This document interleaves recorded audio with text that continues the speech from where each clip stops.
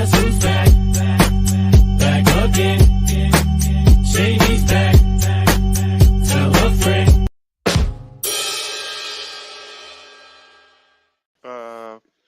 That's embarrassing. Stop going there. Onpassive, by the way, is here to stay. Not only here to stay, it's going to thrive and it's going to shock you and it's going to impress you.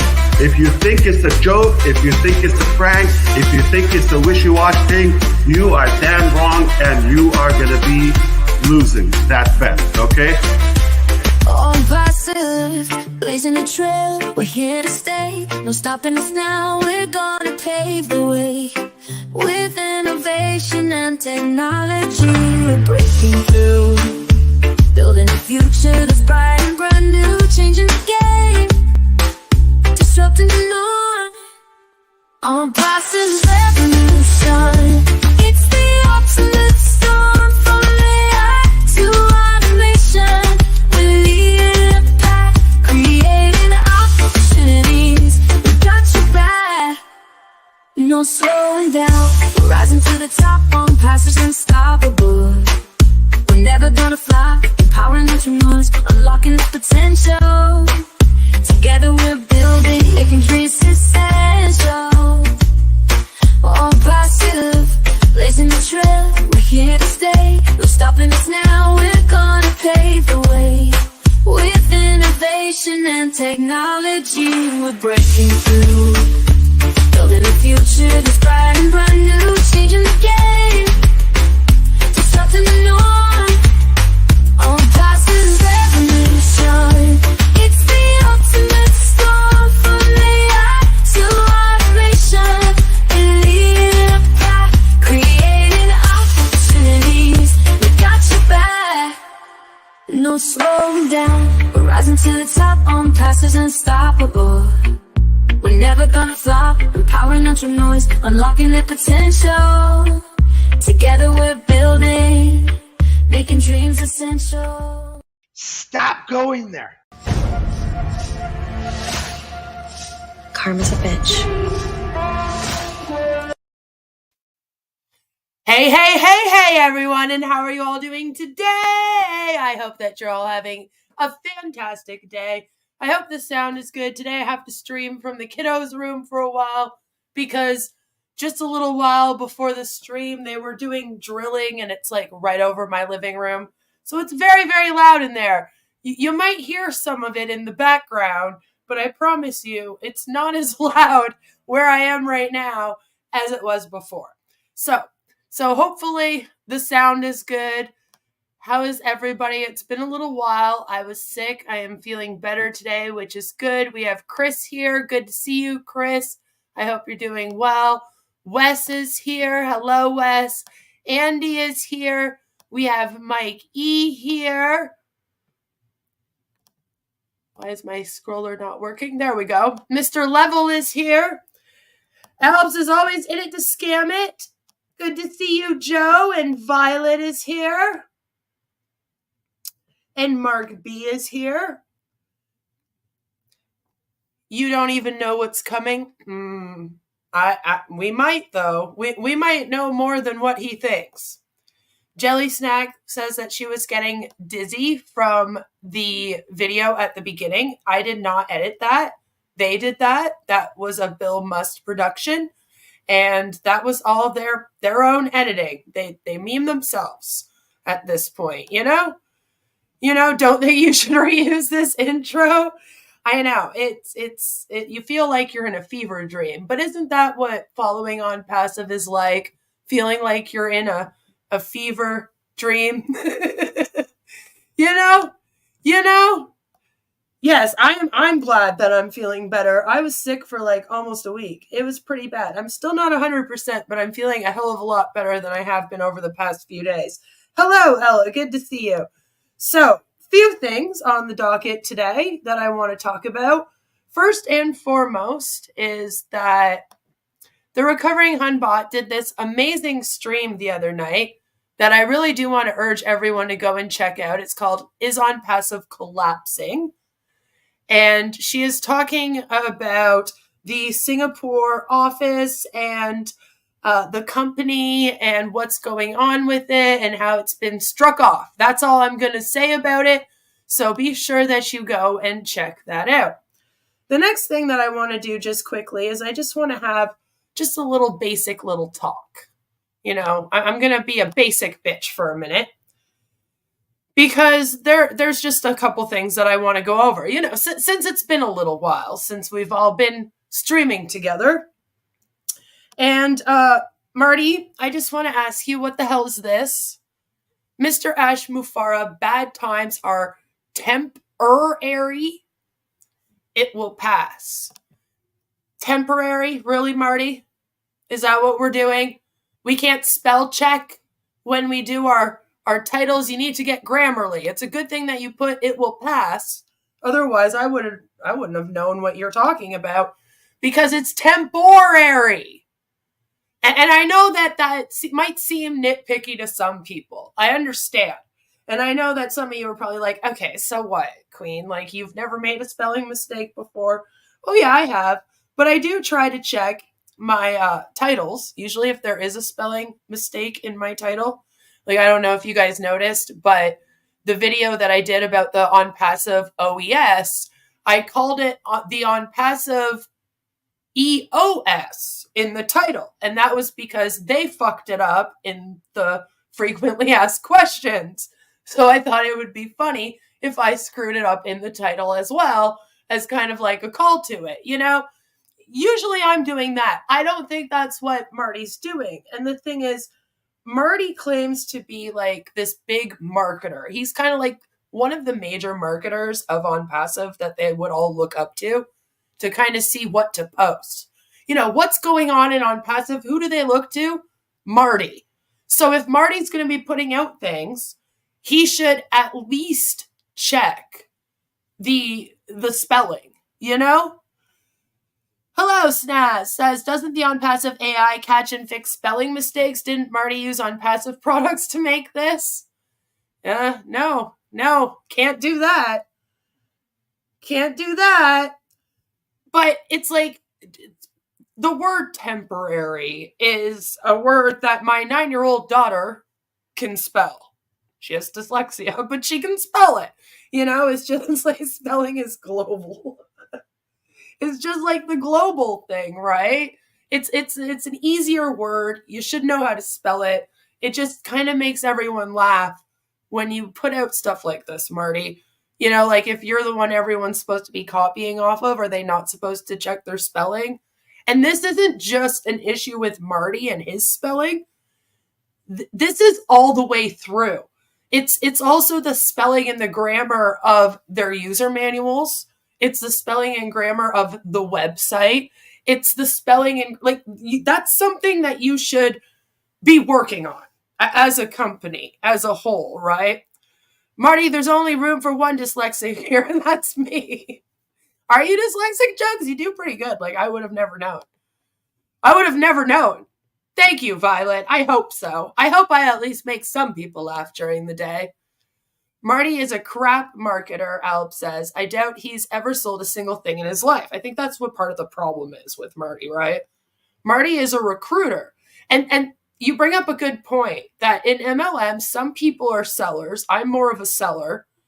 I've always been more of a seller. I am not a recruiter. I couldn't get people to join. I can't lie to people or like twist the truth to try to trick them into things. Like, it's literally not in my nature, and trying to do it, I come off very like fake. So it doesn't go well. Like, I never could recruit people, but I was really good at selling products. So I'd have like my loyal customers always set, but then I never recruited anyone. I think I recruited 2 people in It Works at the very beginning, and then I didn't recruit a person in Sensi at all. So some people are recruiters, some people are sellers. Marty is a recruiter, and he's only good at it because he has no ethical issues, stretching the truth of flat out. And that's the thing. You have to kind of, especially in an MLM, it's very much fake it till you make it. So you have to you're not getting paid, and you know you're not getting paid big bucks. You have to try to convince other people to join this thing and then want to get paid. While in the back of your mind, the entire time, you know damn well it's a lie that they're going to. And you gotta be you gotta have some traits to be able to do that and lie well and you know, twist the truth, you know, and be like, yeah, this is a great company. Maybe in the next version of Onpassive, a little animated paperclip will pop up and say, it looks like you're trying to make a social media post. Can I help? I know, like, how innovative would that be? That would be so innovative. You know? Yes, please remember to like the stream. It helps with the algorithm. Another thing that I want to talk about, just quickly before we get into the several streams that we're going to be watching today, is this comment that was made on one of the streams that we're going to be watching today, I believe, where it says, Marty, let me make a confession. I love our CEO's current mood. No more divulging info to ungrateful haters. I think we're the ungrateful haters. I think that's us. He should only speak when a step is unavoidably public. We, the true believers, are confident. And this just goes to show that they have been for a long time, but this is a good example of showing that they're adapting a very dangerous mentality. A very dangerous mentality of an echo chamber with us versus them mentality attached. And that is very, very dangerous for several reasons. So the first one being reinforcement of bias. Echo chambers can heavily segregate different user groups, reinforce bias, and leading those within a particular echo chamber to shift their positions further towards the extreme as they become more isolated from external information. And you might be seeing that in Onpassive right now, as none of them have been getting paid, but they're still holding on to this big dream, right? Polarization is another one. They fuel societal divisions. Unable to see outside their own perspective, individuals demonize opposing viewpoints, creating an us versus them mentality, and that can hinder productive dialogue and compromises everything, but especially your critical thinking. Okay, the thing that people don't realize is that if you don't use your critical thinking skills weaken. And when you're only exposed to confirming information, like Onpassive is amazing, Ash Mufareh is God, then you're going to start to lose some of your critical thinking skills. Echo chambers also can create misinformation and distortion of perceptions or perspectives, depending on how you're looking at it. So the perspective here would be Ash Mufareh is amazing, right?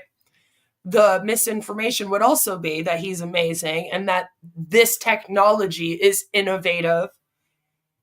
The AI being a part of it, I would consider that misinformation since there isn't any. Hello, Agent Shilbot. Good to see you. And hello, April. Good to see you. Wackaloons. Yep, that describes all of them pretty good. So when you do this, you make it difficult to consider the opposing viewpoints and discuss complicated topics. And you should be able to talk about things here. Like when you're in an MLM business, you should be able to talk about things like when you're going to get paid, when commissions are coming in, without like an us versus them mentality or being told not to look into this information, you know? It can also cause hostility. The lack of exposure to differing opinions in echo chambers can promote the us versus them mentality, which discourages civil discourse and healthy debates. The mindset can lead to a strong sense of belonging and loyalty to one's own group. It kind of feeds into that, right? While fostering a hostile attitude towards those outside the group. And us naysayers we'd be the outsiders, right?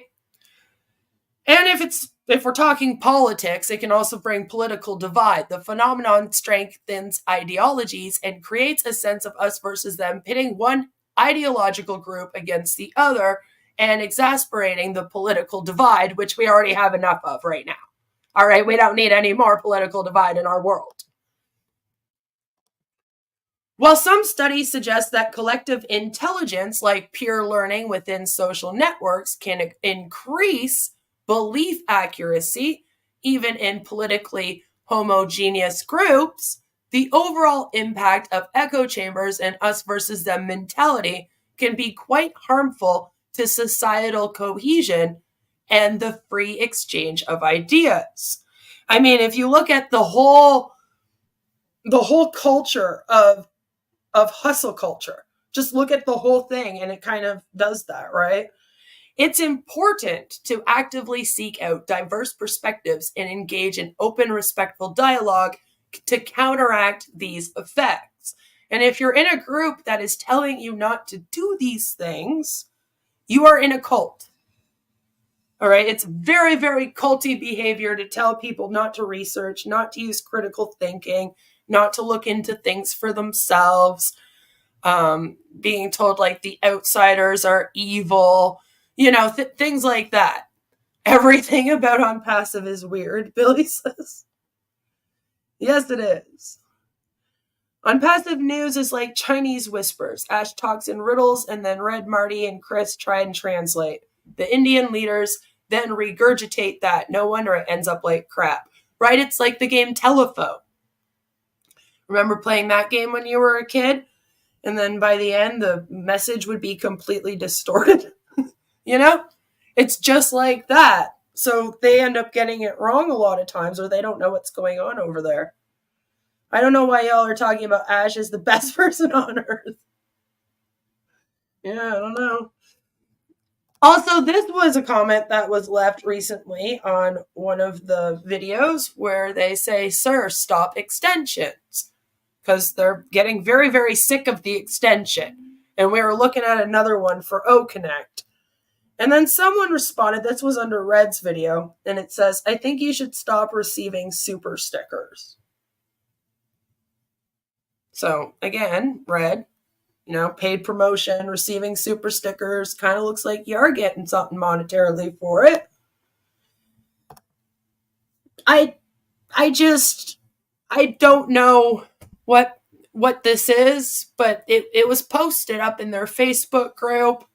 It was shared in my Discord because just like, what the fuck is this? Just that, enough of it. I can't look at it anymore. Anyway, I did want to go through those things with all of you just before we got started. And I also thought that we would just take a little look-see at what the website looks like. So this is what the website looks like right now. It moves like this. Isn't it lovely? You're supposed to be really, really impressed. Yeah. Wow, right?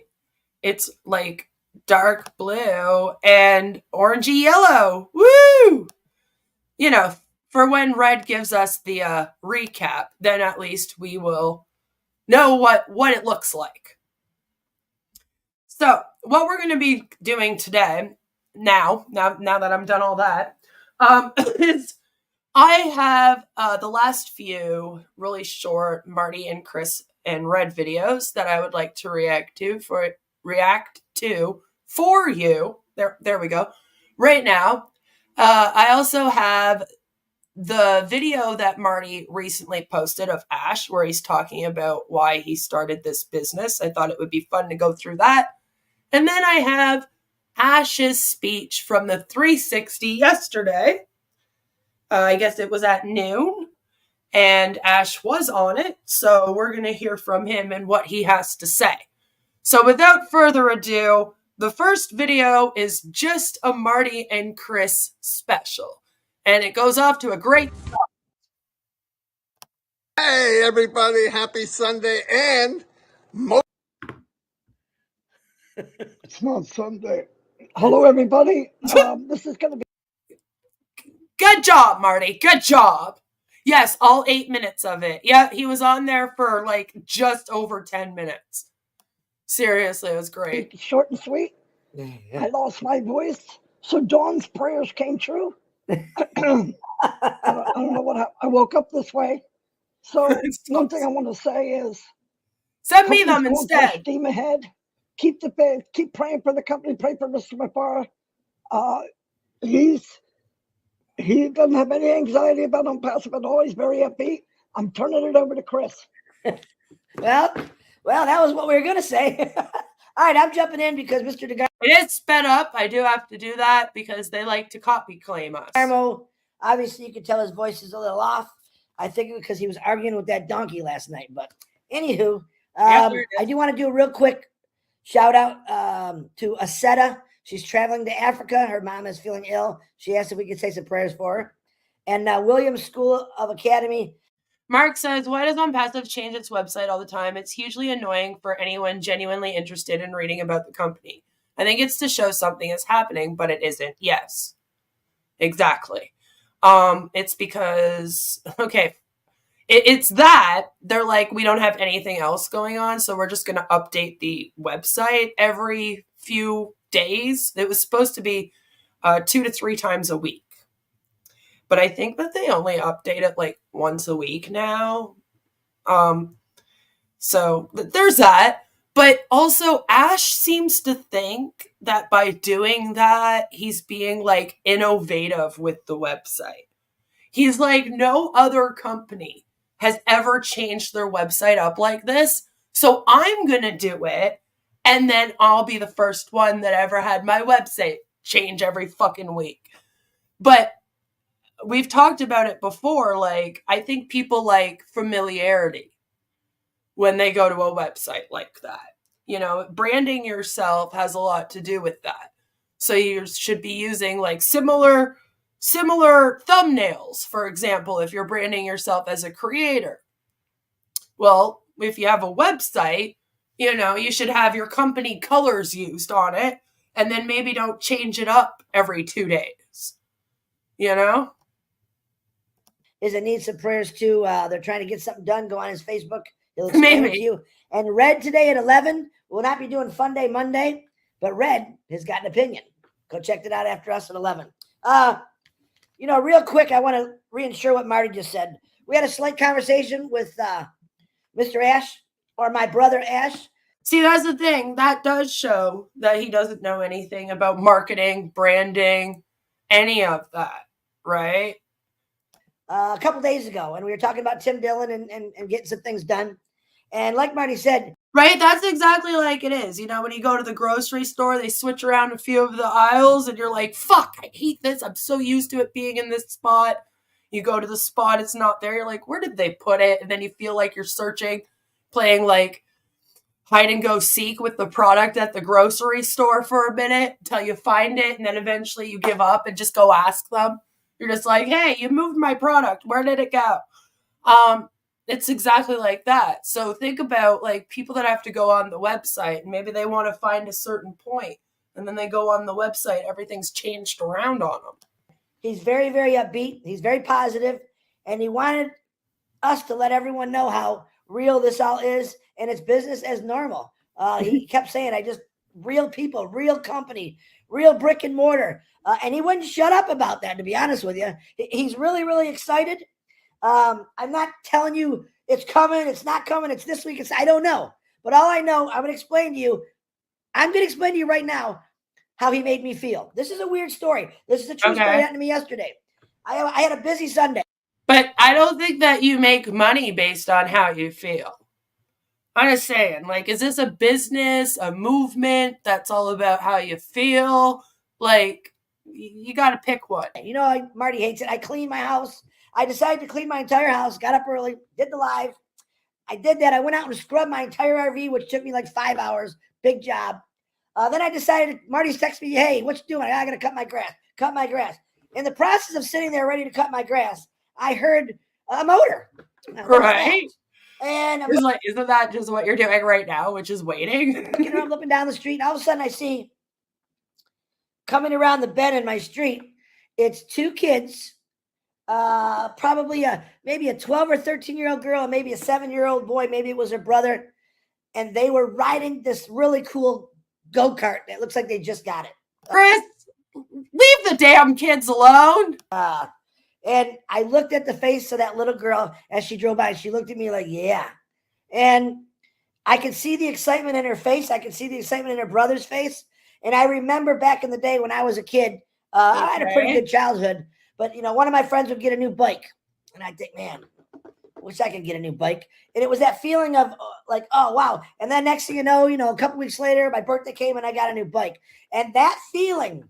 See, you know what's going to happen, though, is a lot of the O founders are going to get that feeling. Because what's going to happen is commissions are going to come in, and only a few of them are going to get commissions. And the rest of them are going to be looking at those people going, damn, I really wish that I could have gotten commissions.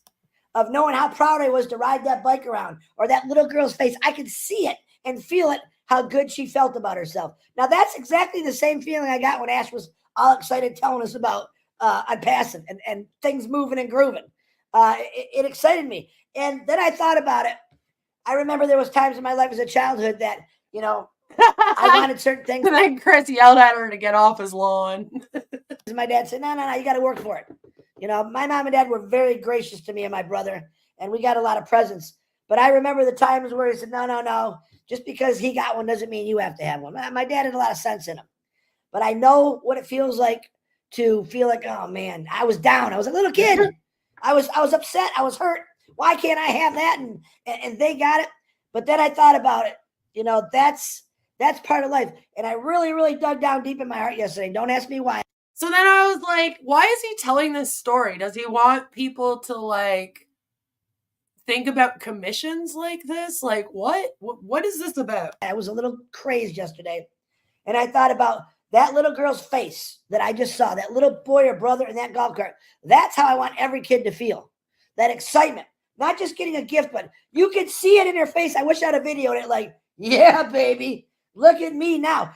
And I could see her persona, her little brother. They were on the top of the world. One little gift. And I thought, wouldn't it be great that every kid felt that way on their birthdays, on Christmas? Not necessarily every day. Now, I don't know about you. I don't think there's nothing wrong with spoiling your kid as long as you're teaching them right from wrong. All right? This is an important thing. But to see the smile on that little girl and little boy's face, to me, it tugged at my heartstring, because that's what I want to do for the world. And that's what Ash Mufareh wants to do for the world. Not necessarily a brand new go-kart or a bicycle, but food and water. Yeah, we can't even get a water filtration system built, so slow down, right? And I'm still ecstatic about how excited he was. And that's the only way I can feel it. And I don't know why the two crossed, but that's exactly how I felt. Man, I remember not getting certain things in life, and I was upset about it as a kid. And then I remember getting certain things in life and how good I felt about myself and where it put me. This is what Onpassive makes me feel like. Not everyone, though, feels importance from materialistic things. So I don't know if everyone's going to relate to this. I'm sure there's a lot of people watching this that never got a bike. I'm just saying. Onpassive is the go-kart. Privilege. And the toys guy, the snowmobile, the mini bike, the moped, the new car. That's the excitement it brings to me. But it also makes me think about the other end is how many people have never had a new car? Maybe growing up, maybe you never had a bike. Maybe that was just a situation. Your mom and dad couldn't afford it, or tight budget, normal stuff. But I don't know about you, but I want to make everyone in the world, especially kids, feel that way that little girl, that little boy was yesterday. And I'm dead set on that. I couldn't give my kids the life how my mom and dad gave me, believe it or not. And that used to bother me. And we used to say, you're not chasing the Joneses. Be who you are. Your kids will understand. And they did sometimes. They get a little mad sometimes. But I hung around with people that were very successful at the marina that we belonged to. And I'm talking about these guys were very successful. And they had kids, and every week their kids got a new toy. And my kids used to look at me, hey, Dad, But I said, don't worry, that's coming. Just relax. I used to say it's not always good to get a kid everything, because So wait, you wouldn't get your kids everything for Christmas just to teach them that they shouldn't expect everything? Is that what you just said? Then they don't appreciate nothing. But if you teach them the right way, you will. I believe Onpassive is going to teach the world, especially the founders, the right way. Yep. I believe in that the rest of the time. Like, if my daughter asks me, she likes to ask for Stuffies every time we go out. And, you know, I'm not going to buy her a Stuffy every single time we go out to the grocery store. But sometimes she gets one as a reward. Like, let's say she gets a really great grade at school on, like, a project she does, you know? Then it's like, okay, yeah, you want that? All right. Yeah, that's your reward for doing this. And she gets a reward every week for keeping her room clean. You know, I go in and vacuum it and tidy it up every day for her while she's at school. But then when she's at home, she has to clean up her toys and keep all of her stuff organized. And she gets a little allowance for that. But when it's Christmas time, that's when I'm taking out the spoiling. And I'm like, anything this kid has asked for this year that I did not get her, you know, on all those trips that we went out to the store, she asked me for a Stuffy and I said, no, I'm keeping it in the back of my head. I'm like, she asked me for that Stuffy there. All right, Christmas time, I'm going to the store and getting that Stuffy. And she's going to get it for Christmas then, you know, why not? Get them all. Christmas is when you spoil the kids. Damn it. I want you to go out. As Eric Kessler says, we talk about his Corvette every night. He just wants to get that new Corvette and cruise down the Autobahn. Hold on.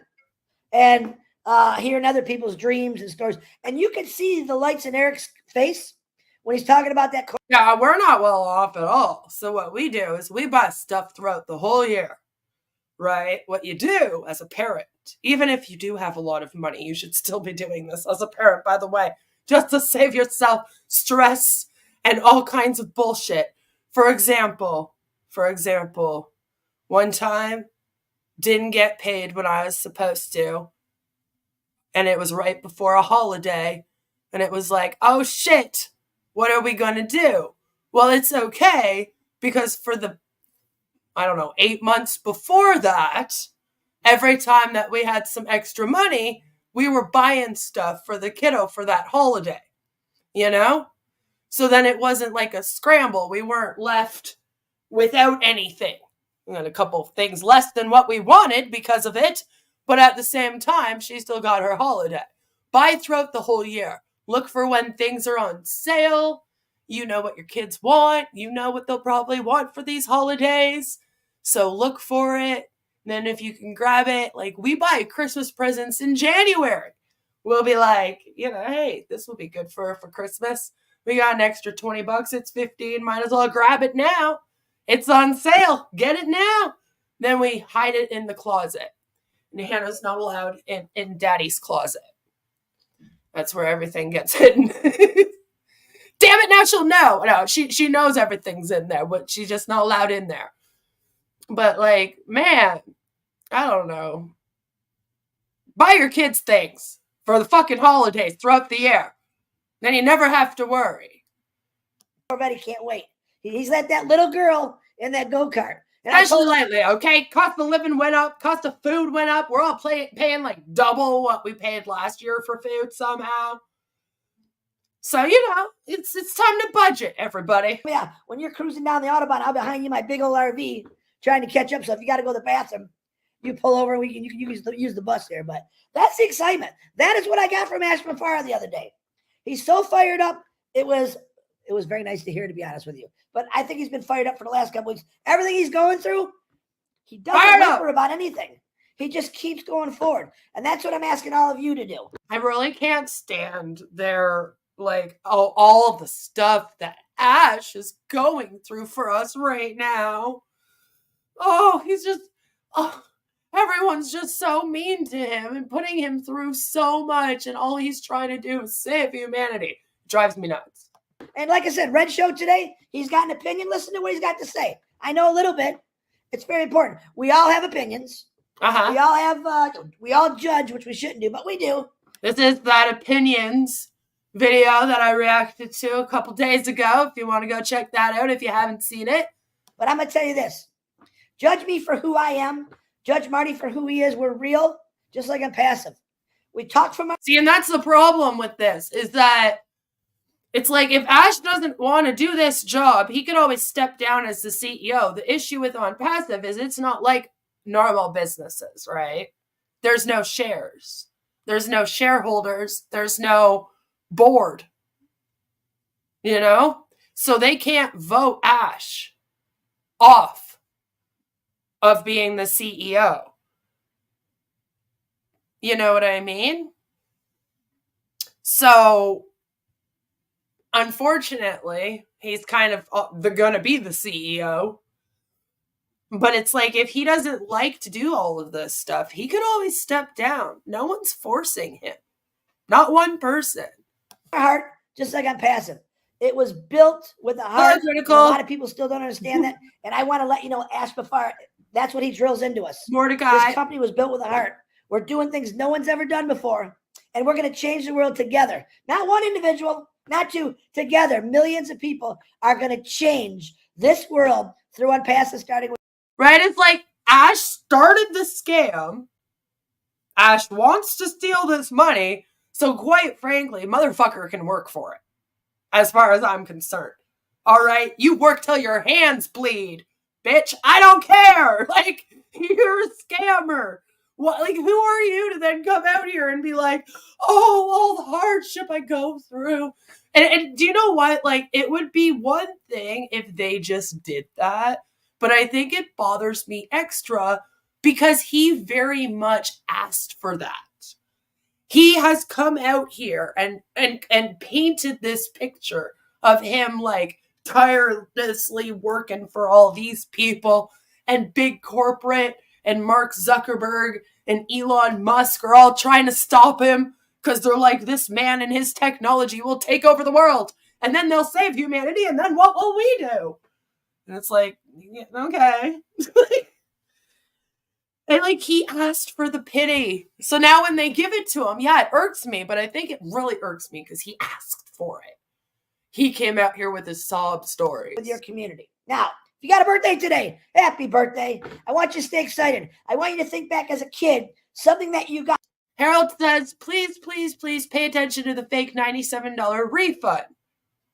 This is a really big deal. Ash pretended to make a refund and supposedly made it a part of the mandatory purchase price of OConnect $240. Yep. Then when it comes time to pay the so-called 100% commission, he sets the $97 aside only to pay the 100% on the $143 that founders added to the $97. Yep. And he also only gave them back 95 O coins. So he owes everyone 2 O coin, by the way, as well. I'm just saying.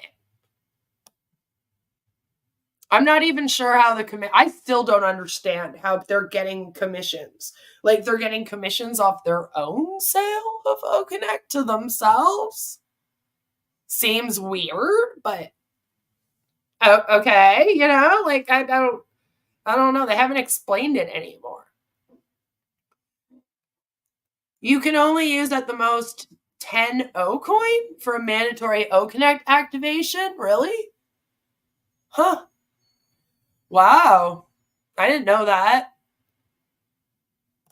Maybe it was a bike or a go-kart, or maybe it was even a book for a book reading kid, and how excited you were. And then I want you to take that energy and put it into Onpassive, knowing that you're going to be able to do many things for many people, especially kids, especially on Christmas. How many years, every time a Christmas goes by, there's a sad story about, the only AI that they have is a stolen chat GPT that they use as their little chat when you're in the ecosystem.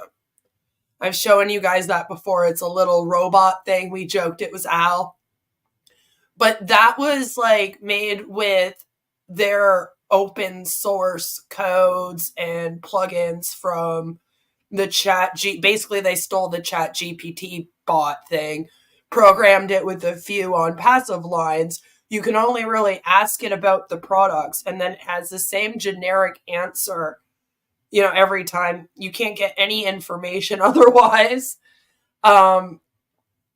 That's the closest thing that they have to AI. OConnect doesn't use AI. They seem to think that the website moving around is AI. It's just website formatting. I don't think that's considered AI. And what's going on right now, and I've said this before, is a lot of people out here are now trying to say that AI is something that it's not. My husband just opened the door. He's probably like, why are you in Anna's room? Is trying to like say that normal things, like just the website moving when we go to it, right? That's AI. And it's like Ash's AI that he made. And it's like, no, that's not that. Like, you can do those transitions on websites, and it's not AI. Get my kid a present. We couldn't even get a tree. Let's change that. For kids, that's so important. Understand this. For adults, it's a little different, but some adults still want to be a kid. Having a Christmas tree or a present on Christmas Day was very important. And there was a lot of kids today, my age, that didn't get that, had that kind of childhood. Okay. And I want to change that. Maybe we'll do it sometime, but you can go to the website and then you can go on their Connect web, like you can bring it up, the app, if you guys have access to it. Even if you just bring it up in your browser, by the way, it will also work there. You can then go on to ONet and you can look at the O Tracker and O Trip and you can check each one of those. And then, like I said, even the website for AI, and it will tell you what AI is on it and if there's AI on it or not on it. And every time there's no AI. I just want to be able to put a present in everyone's hand. And that present will be in passive because it will change the world. I can promise you that. And that's my word. And I don't care what anyone else out there says. I believe in it. Ash Mufareh believes in it. Marty DeGarmo, all you founders, we believe in it. And we are going to fire this world up with positivity, straightforward. Don't think about nothing else. But if we all stopped for 5 minutes, the whole world stopped and said, what can I do for somebody else? If we all just didn't think about ourselves. Here's the sad thing. The sad thing is that a lot of times what Chris talks about in these like rants that he does about saving the world, he's not wrong. If everyone in the world just stopped for a minute and thought to themselves, what could I do to make life easier for somebody else in our world? Life would be a lot easier. Little trick to marriage. Wake up every single day, both of you, and ask yourself, how can I make life easier for my spouse today? What can I do today that will help make life easier for my spouse? Very much believe in this. Just if you want some tips on how to keep your marriage decent. That's a great thing to do. And I believe in that very, very much. And so I agree with Chris's thought here. The thing is, though, is that you don't need Onpassive for that. You don't need Onpassive for this movement. If you want to get together as a huge group and start a movement where you're going to go save the world and do water filtration systems and all this, you don't need an MLM to be putting money into and then taking money out of to go do it. You can literally just go do it. And if you believe in God, then you should also believe that God will give you the resources to do it if that's what you want to do.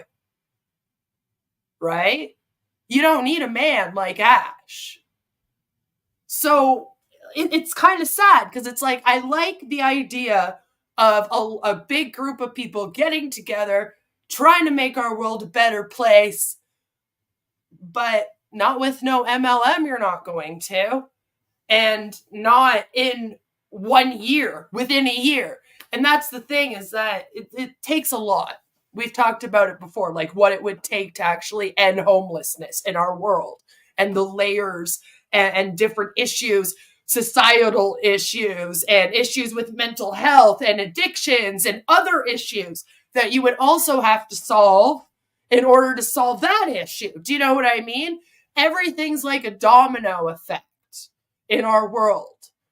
Okay. And that's why if everyone tried to be good and nice and everyone was helpful and everyone did things to help everybody, we probably could make the world a better place. Again, though, don't need Ash or an MLM. It's just like when MLMs are like, oh, I'm doing a fundraiser. Come buy a bunch of my Sensi bars. and then I'll take your proceeds and donate it to a women's shelter. It's like, bitch, why don't you just collect the money, all of it, and then just give it to the shelter? Like, if people are only donating because they want something in return, you know, I'm sorry, but maybe the women deserve better donators. I'm just saying, you know? For 5 minutes and thought, what can I do for them? Imagine what the world's going to be like. Marty DeGarmo, I'm good. I know your voice is shot. You have the last say, brother.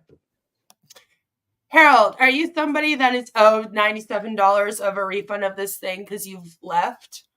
If you are, don't tell me in this chat because I don't want you to dox yourself. But you can email me if you feel that he owes you the money, the refund. Email me at this email address right here on my screen, bethgibbons74@gmail.com. Tell me where you're from. You don't have to like dox your address to me. Just tell me the city or the state or you know, whatever you're in. And let me know when you asked for the refund. And I will be able to send you the resources so that you can reach out to basically the equivalent of the Better Business Bureau or SEC in your area, depending on where you are, and which one would be more helpful to you. And we can try and get you your $97 back. Because I do not agree that the 95 O coin was a refund. I don't think the SEC would see it as that, since O coin has no, like, it doesn't mean anything.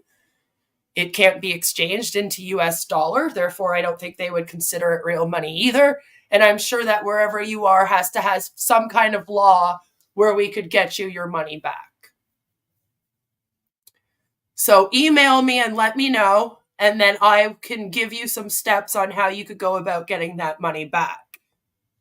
Because I do know that in Canada and the US, if you go to the Better Business Bureau and you make a complaint publicly there, they will help you get your money back. And they have agencies like that all over. So like I said, depending on where you are, we can look it up. I used to do social work. I'm very used to looking up resources in people's areas for them. And I'll let you know who you can get a hold of. And if you need help getting a hold of them, writing the letter and whatnot, I can also help you word it better and stuff.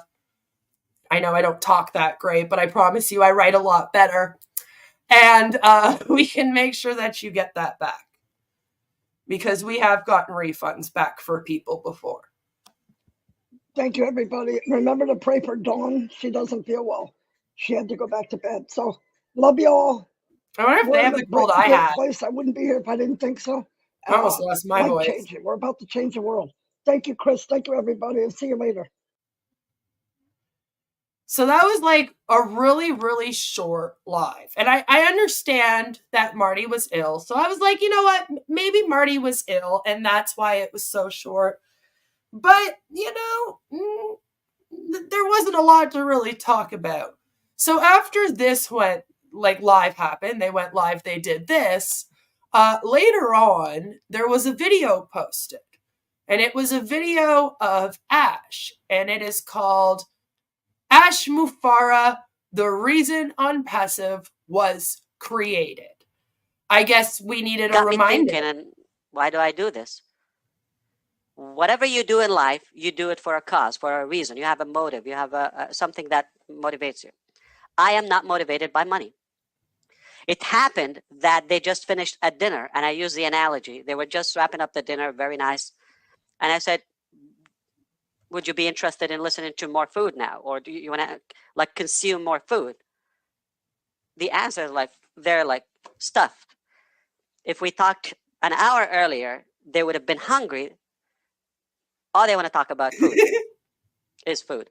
And the same thing. So I'm not hungry for money or that, you know, I'm fine.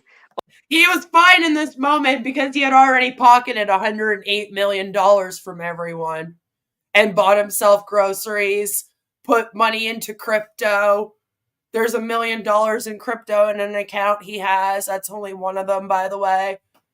And they even know that he bought crypto, paid for martial arts classes, the salon and spa for his wife to get her hair did. So yeah, no, he didn't need to be motivated by money. He already had all the money. Or I don't need to go through Onpassive to be able to maintain the lifestyle I wish to have.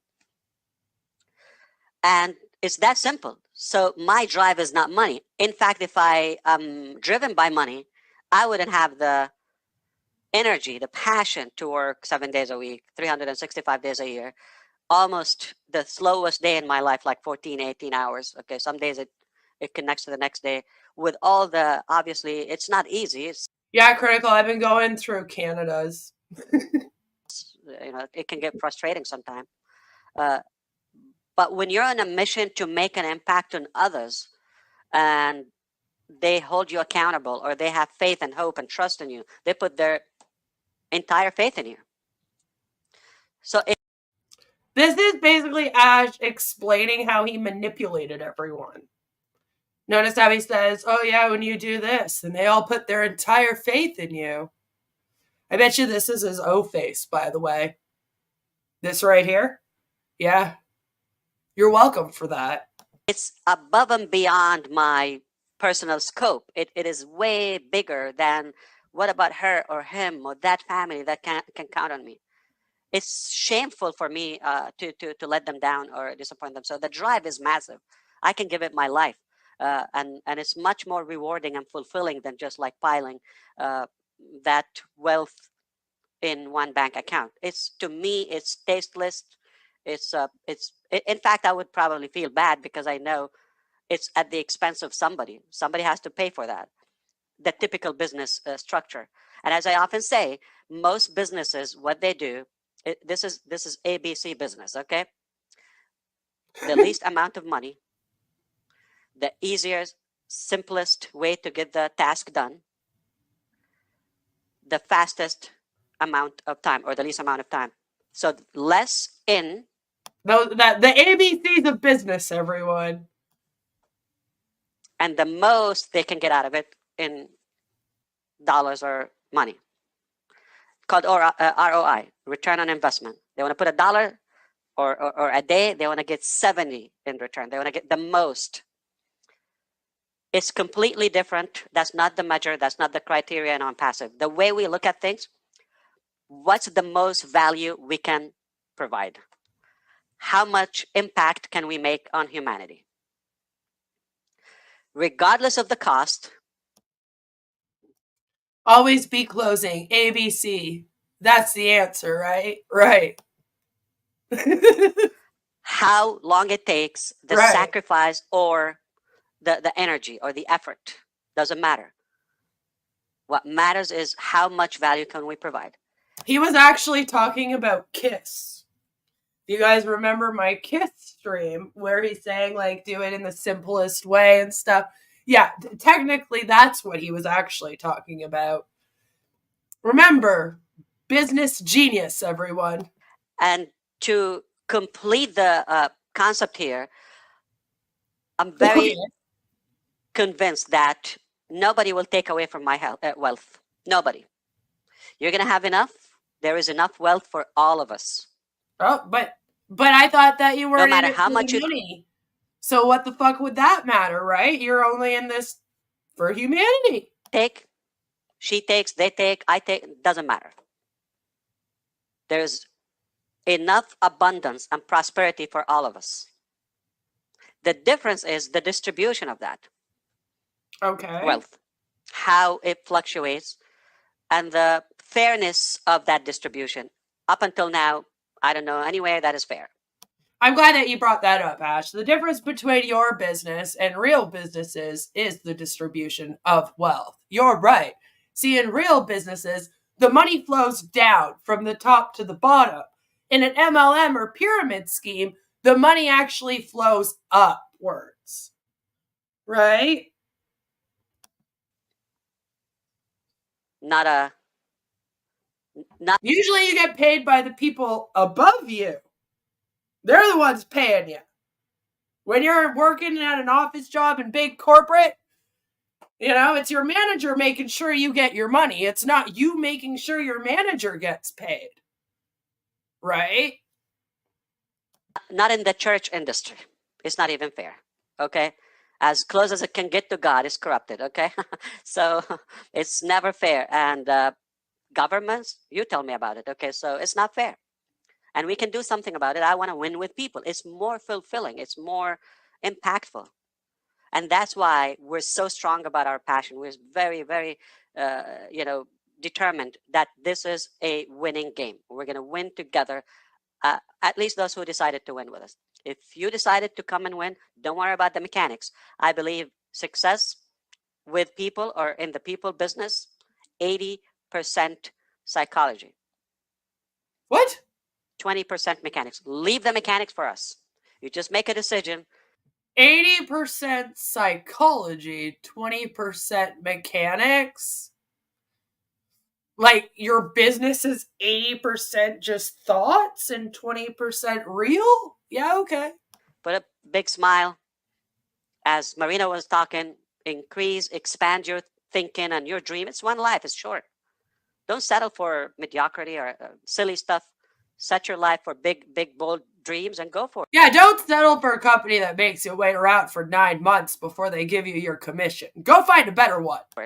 Even if you die halfway, you're going to die on a mission, on something honorable. All right? It's not worth it to do silly stuff, okay? So go for it. Go big and loud and huge. Big and loud and huge. Aim for the... It's a man of amazing words. Moon. If you fail or if you miss, you land among the stars. Wait, what? Hold on. Or if you miss, you land among the stars. Yeah, we gotta go back a little so more. go for it. Go big and loud and huge. Aim for the moon. If you fail or if you miss, you land among the stars. There's no losing if you're on a big mission. If you achieved nothing, just being on the right journey, This is an old video. Wes. So it isn't the same week that Tim Dillon passed away. This video is from about 3 years ago. Since he mentioned Marina, I'd say 2021, maybe 2022. But Marty did post it the same week that Tim Dillon passed away. So maybe Marty is the psychopath. I don't know. Marty just, I guess, felt like we needed a reminder as to why Ash started the company. Because, none of them were freaking out or anything. By track, it's already fulfilling. Somebody will finish. So psychology means... And then Albs is going to come in and say, and they're all going to die before. Meaning you make a decision. You have a proper positive attitude, a good perspective about life. If you're with us, they say success is all about showing. It's funny, though, because you can't blame Wes for not knowing when this was. I've said it before and I'll say it again. You could play Ash Mufareh from any time, and the same exact thing will be happening. It's a waiting game where he's pumping them up with a bunch of bullshit, and it's always the same bunch of bullshit. It's hard to kind of be like, when was this Say video? 50% of success, 75%. It doesn't matter how much percent. But if you're showing up at the right place, like now. But this was supposed to be a passive done for you business. Why do I have to show up and do a thing? Why? At the right time. It's definitely a big chunk of your success. Be in the right place to do the right thing at the right time. And let me tell you, those spots are taken.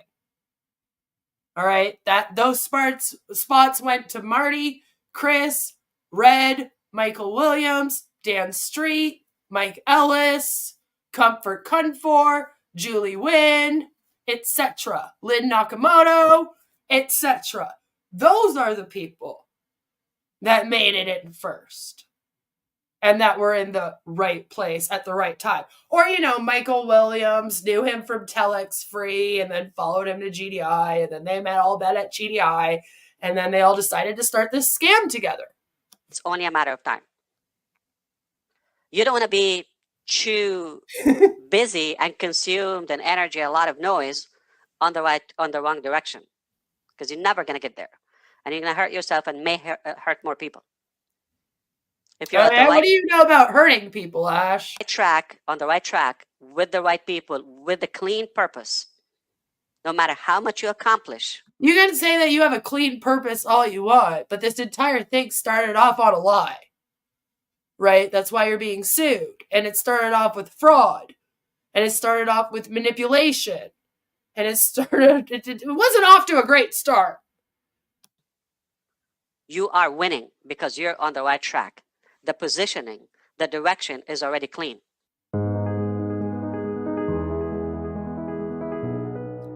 And so it got me thinking, and why do I do this? Keep going.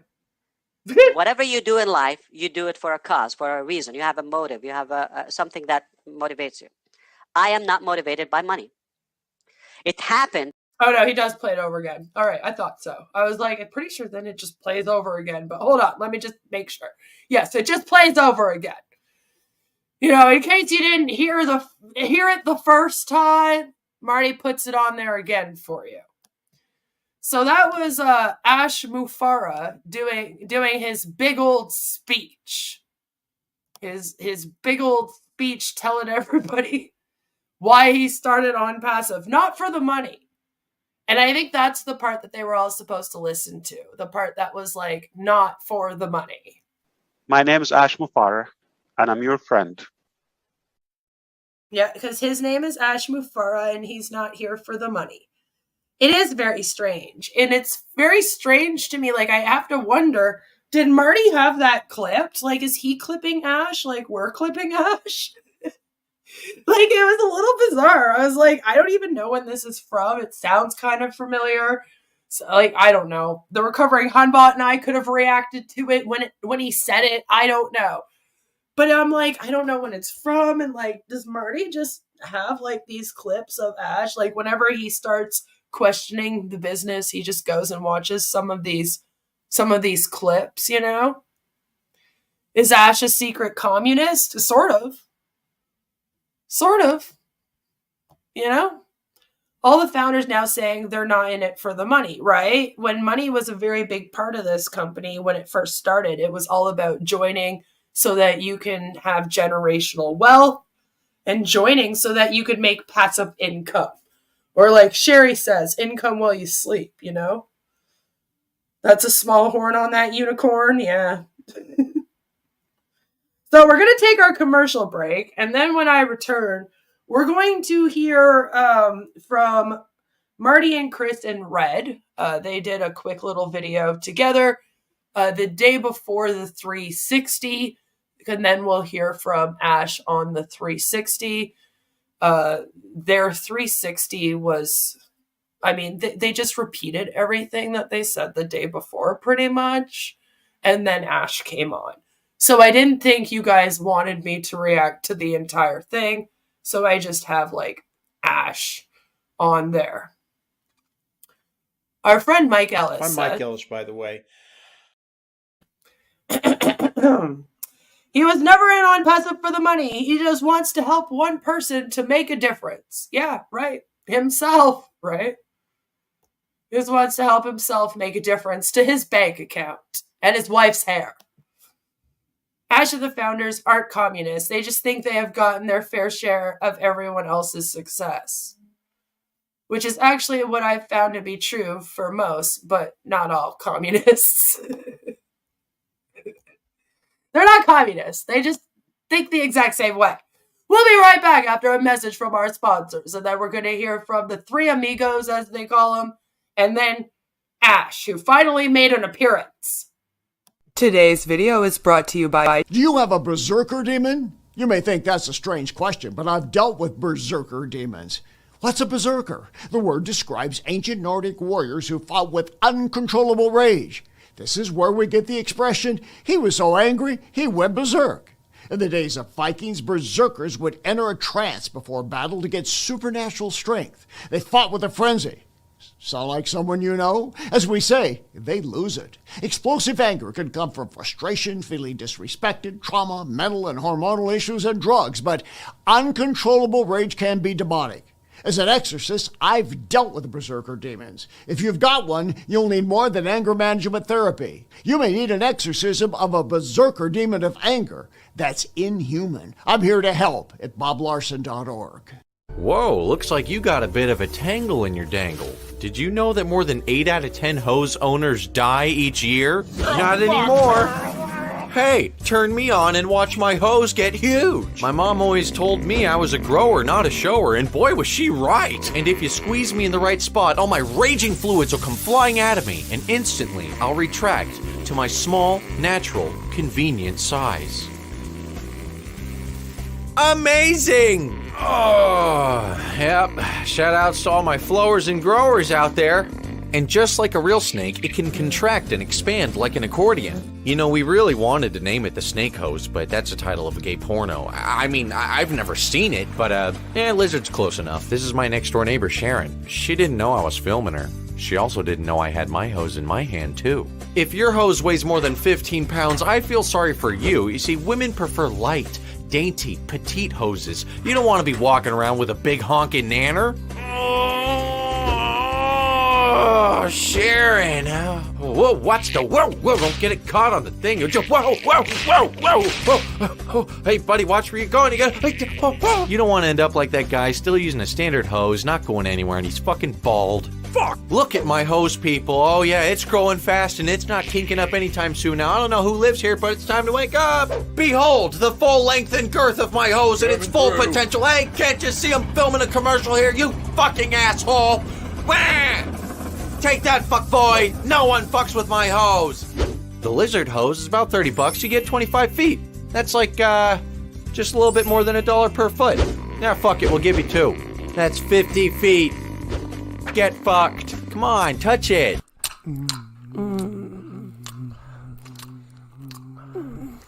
Wait, do you have a condom? You don't have one somewhere?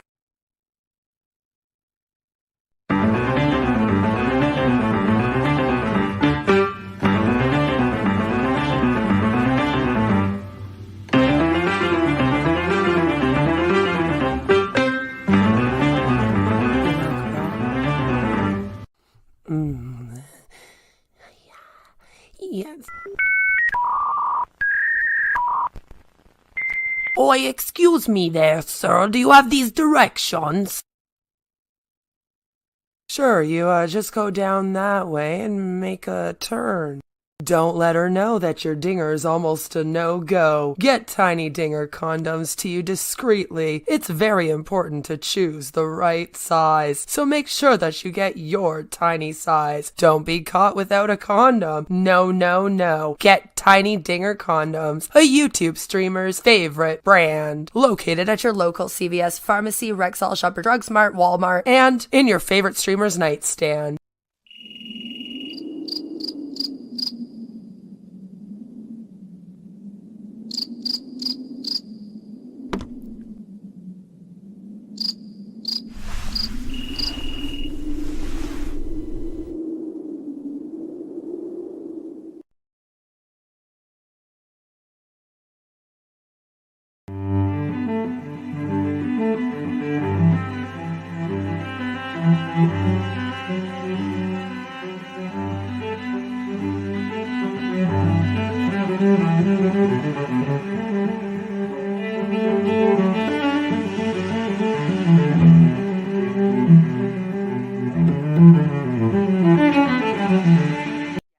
We get it. You're into feet, and not many girls are also into feet, but you finally found your dream woman. We got your souls covered now. Brought to you by the same people who brought to you Tiny Dinger condoms, trademarked, a YouTube streamer's favorite brand, and the same people who brought to you Sexual Endorphin Spray, trademarked. We have now created the Foot Fetish Fantasia Spray. When you're rubbing on her toes, take a deep breath in and smell the sweet aromas of the toilet bowl, the tire shop, dead flowers, and your nana's perfume. After all, it will turn you on more than just her pinky toe will.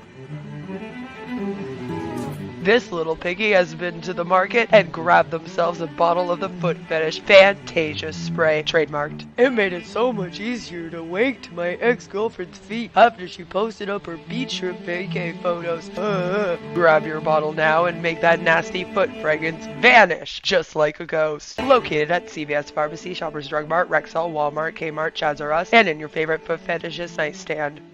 Are you getting upset with people's freedom of speech and consumer protection laws that allow the public to speak out about your scam? Are you giving YouTube creators false strikes in order to continue preying on vulnerable people? Is it getting hard to hold it in? Hold in all the bullshit? Well, introducing Tiny Digger Diapers, the adult diaper designed for the man baby deep down inside who's always on the way to the top where his ears will pop. With our FlexiFit technology, Tiny Digger Diapers moves with you whenever you sit on your chair, sit in your RV, sit on a boat, or sit in your home office paid for by the people you scam. The Secure Lock Core offers unmatched absorption for when you're full of shit, which is most likely all the time. These diapers keep you dry and comfortable so you can attend all 500 hours of webinars this week and not miss your chance to sign up a homeless man to your scam. Maybe he also needs the diapers, huh? Brought to you by the same people who brought to you Tiny Digger condoms and Fantasia foot spray. Buy Tiny Digger diapers today. Located at Shoppers Drug Mart, Rexall, Walmart, Target, your local CVS pharmacy, and in your favorite con artist nightstand. No matter where your day takes you from webinar to webinar, you will always be dry and you won't have to cry. Thank you for listening to a message from today's sponsor. Yes, thank you. Now back to the show, where I am going to be showing you the three amigos, as they call themselves. They also call themselves this. Now, they used to name the videos, but I guess Marty decided since he can't spell that well, he isn't going to name them anymore. So this one's just called Onpassive, Marty, Chris, Red. You know? Hello, everybody. This is No Voice DeGarmo. Now, we talked a lot about the echo chamber. And at this point, this is the stream before the 360. So at this point, Ash had been missing for 3 weeks. He hadn't shown up to the 360 at 6 a.m. They were hoping he would come, the next day. But they weren't sure if he was coming. So, nobody really knows what's going on. And if you pay attention to the comments during this stream, you're going to see an echo chamber. I'm gonna turn it over to Red. Why, hey, and hello. Thought I'd get that in for Marty and Chris from the off. Good to be here. Marty and Chris asked me to come on today rather than doing my own, just to bring you all up to date, what's going on and all the rest of it. Mainly because Marty, as you can hear, has strained his voice. He's feeling good, but he has strained his voice. Why does he have a red light on him? Shouting. Don't know who at, but definitely strained his voice back shouting. He will be good. Let's update you on passive wise before we get into a few other bits. First up then, if you're an Android device user on your mobile, there is a new update to your OES app account on the app. You should be looking at now 1.0.4.11. Okay. Oh my God, every time they do this, I'm like, really? Really? How annoying would that be to have to update this thing this many times, though? Again, easy to check. Log into your... I swear to God, every week for the last several weeks now, Red has been like, oh, they have a new update. You have to go and re-download it. Blah, blah, blah, blah. Like, every single week they have to go and re-download this. Why does it not do an automatic update? OES. Or like have a message come up that says you need to update. And then, you click if you're going to do it or not. 3 lines, top left-hand corner. Click on those and you'll see the word Onpassive. Right to the right of that, there's a V and the number. Okay. 1.0.4.11. Failing that, just go to updates on your Google account. Not Apple, sorry, Google account. And it will tell you there. Also, guys, 360 tomorrow is looking at the same time as it stands at the moment. Might change, but as it stands at the moment, we are going to be going for... You guys have birthdays and you're not even telling me? It's Jelly's birthday! Happy birthday to you! Happy birthday to you. Happy birthday, dear Jelly Snack. Go give Marty and Chris a heart attack. Happy birthday to you. Stop going there. I'll sing you happy birthday. I hear that that's popular. Happy birthday. And it's also the recovering Hunbot's birthday. So lots of happy birthdays to her as well. 6 a.m. Eastern Daylight Time, which is UK 11 a.m. across Europe. That is 12. And I think it's 3:30 for... You're 30. I love my 30s way more than my 20s. I'm just saying. 30s are where it's at. India. I'm Okay, 37. so look out for the links on that. That is going to be posted out probably by Marty in your definitely in your founders back office under the update section. Well, you tell her that when we're live tomorrow to come in, and I'll also sing her happy birthday. It will be there, and if we are really lucky, it might be on the pop-up as well. Happy on early your birthday, OES Ella. as well, but we will wait and see on that. There is some other bits and pieces of news. We're not going to bring it to the table just yet. Yeah, really right. If Chris doesn't mention your birthday, then you're probably more lucky. It means that you're not taken up by this scam, right? So, you know, might be good.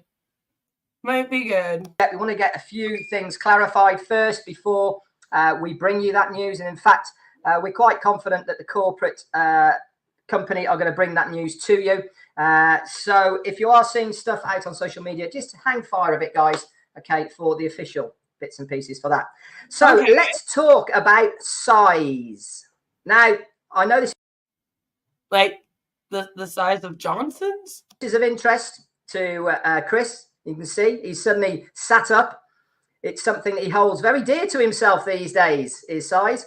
But I want to talk about size of companies and Onpassive and how we fit in to the size of this company that we are all involved in. Now, I am specifically talking to affiliates who are here at the moment, founders and customers. If you are new and you are listening to us right now, this is a company called Onpassive, and we are an IT company that produce solutions for businesses and individuals, products and services. If you want to check us out, solutions from individuals, products, and services. Okay. Onpassive.com is the place to go. That's a weird way. We really are in the startup stage at the moment of Onpassive. It's... Oh my God, Red, you've been in a startup stage for 6 fucking years, dude. Literally. When do you leave the startup stage and actually launch? Like, technically, this thing still has not launched. It hasn't launched to the public. It's been a journey over the last 5.5 years or so. We've had a couple of false starts, but there has been an awful lot of work being doing in the background. And this is really what I want to talk to everyone about today, is the size of the company. Now, we do tend to forget about how big this business really is. We have this perception, because a lot of us have been here a long period of time, that things really aren't as big as we feel they should be. And that's because we're not actually looking at the picture of Onpassive. We're only looking at little snippets of it. Marty has said many... Okay, but like, don't you think that at this point you should be looking at the big picture of it? Like it's been going for 6 years. And it's not launched to the public yet. You really don't have anything else to do but describe the fucking company over and over and over again. So, like, shouldn't you get the big picture now? Shouldn't you have all of the information? You know, especially if you're at the top of this thing. Many occasions that we probably only know 5% of everything that is going on here. But one thing we can know about is the amount of collaborations, amalgamations, sponsorships, and all these sort of things that we have been involved in over the last 2 years. Certainly. Yeah, and a lot of it is bullshit.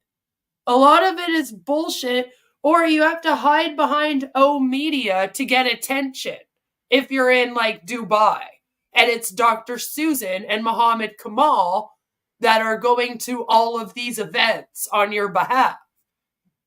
See, they go on as Onpassive O Media, but I don't think most of those events really even understand what that is. See, Dr. Susan has her hand in some of these events for women, for example. She's very big into women's rights out there. So she just kind of like shows up and brings Onpassive along and like Muhammad Kamal along. I'm not sure if they even 100% understand what Onpassive is or what it does or if they're promoting it. And then you guys get these paid articles written for yourself, right? And then that's your press. So, like, what have you done? Most of your sponsorships have been kind of embarrassed of you. I mean, you got removed from the last one, so I don't know why you're even bringing that up. Honestly, like, wiped right off the whole website. And then you buying naming rights to the train station, that was you buying that. It's like you buying an ad spot. You know what I mean? Which also isn't the same as them knowing who you are. And just because you're like this big name company now. Because there's millions of you and your technology is so great. But you try to paint it out like that's what it is. It's very manipulative, these sponsorships that you get. I mean, you say, oh, we're going to be doing the FIFA World Cup. And then we find out, no, you're sponsoring beIN Sports, which streams the FIFA World Cup to people like in Dubai, India, out there, you know, in the Middle East and shit. So it's like, I don't think that you understand Red, but it's not what you think it is. You think that it's like some high honor, all of the stuff that's been going on the last 2 years, like you just said. And it's like, no, like you've bought that. Or it's something that, again, you're not there with O Media because they're like, oh, we love Onpassive and O Media. No, it's because Dr. Susan is like putting on an event with these people. And for some reason, Dr. Susan seems to like Onpassive, probably because she's getting a big fat paycheck. Which is something else that you don't really bring up often. You guys go, oh, all these people are over here. Yeah, well, they have to get paid. You don't have to get paid. Technically, your affiliate agreement and all of that is, you haven't signed anything to say, yes, you owe me this money. That's legal. It's all just word of mouth. So think about that.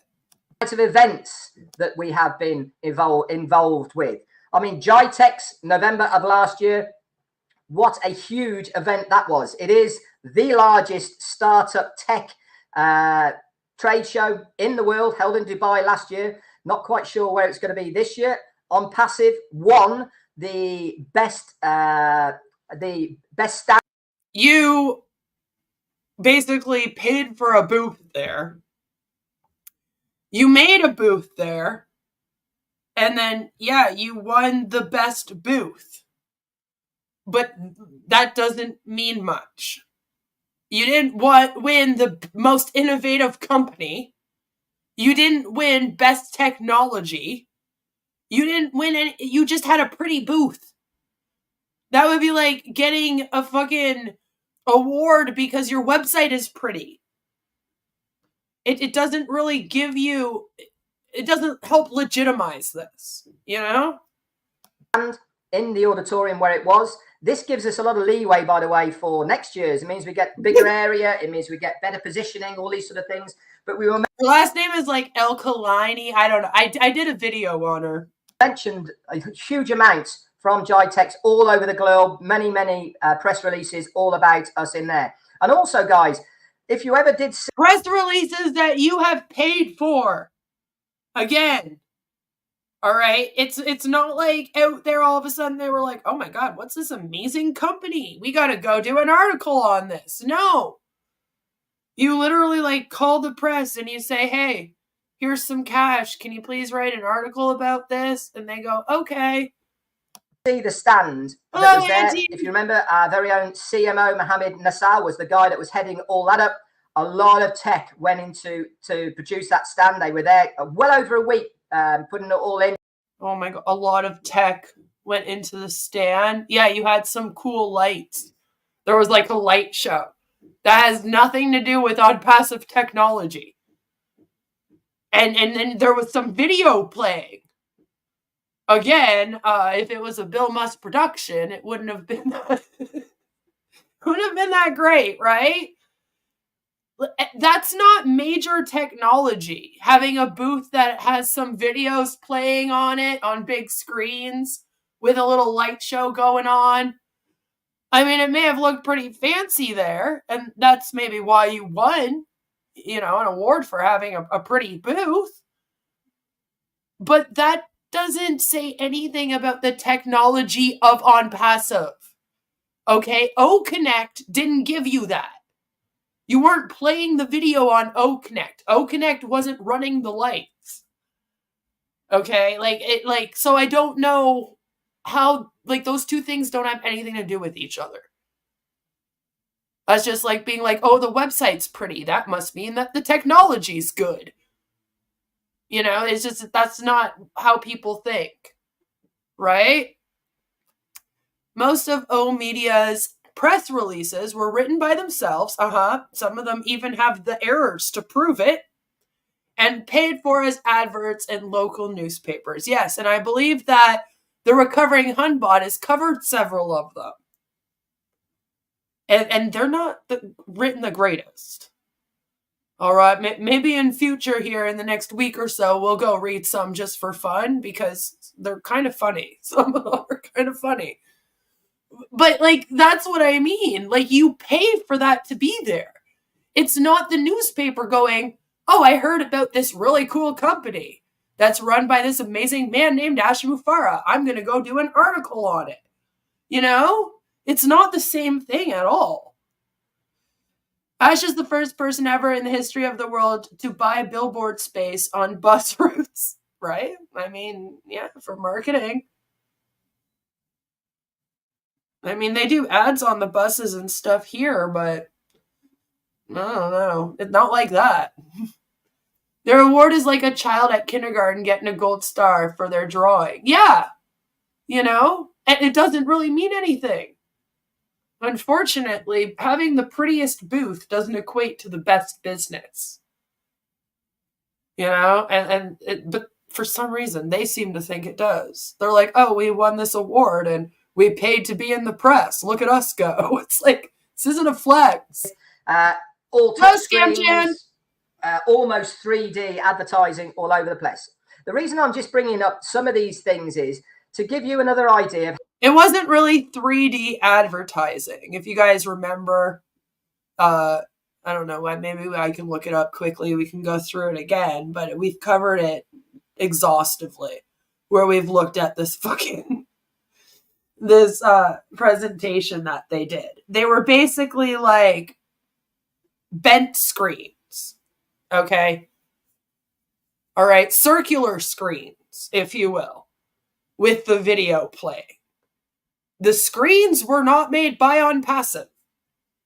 The video playing on the screen might have been made by Onpassive, but it wasn't made with Onpassive AI or technology. So it's like, it doesn't fucking mean anything. It's like those cheap alcohol brands plastered with awards. You can buy them. Yeah. They'll make Julie cry. Remember OneCoin got caught with their paid abs in Forbes? Exactly. Forbes drives me nuts. Forbes does things like that a lot. And I'm like, what are you doing? Why are you promoting this MLM? But yeah, exactly. Well, they had the robot that they bought from another company. That's 3D. And see, that's the thing. They had the robot, if they had it, right? Which they did have this little robot thing, but that wasn't theirs. And it isn't even the one that they promote as their own robots. Looks completely different. I've also shown you guys that in a video where we talk about robots. That's a video you can check out if you haven't seen it yet. And we compare all the different robots that they show as apparently being theirs at this JITAG fucking thing. And then in other videos where they've been like, oh, these are our robots. And then, of course, the robots page, which has a completely different looking robot. They're all different. They think JITAX was a bigger deal than it was. If there were over 6K businesses there, then the bar couldn't have been that high to get in. There's not even 8K companies traded on the US exchanges. My understanding of it is that basically a bunch of people get asked to do booths there, but those are important people like Homeland Security and like several of the different police stations and whatnot got together and stuff. You know, that they were obviously going to be all there. They had like a whole bunch of that. And then there were extra booths that people could basically buy. So you could buy a booth spot there. And I'm assuming that that's what they did based on the fact that they've bought in their ad spots and they've pretty much bought in every other sponsorship they've ever had. And that's what I mean. It's not the same when you're buying it as it is when they just come and sponsor you because they think you're that cool. Do you know? Like, it's not the same thing.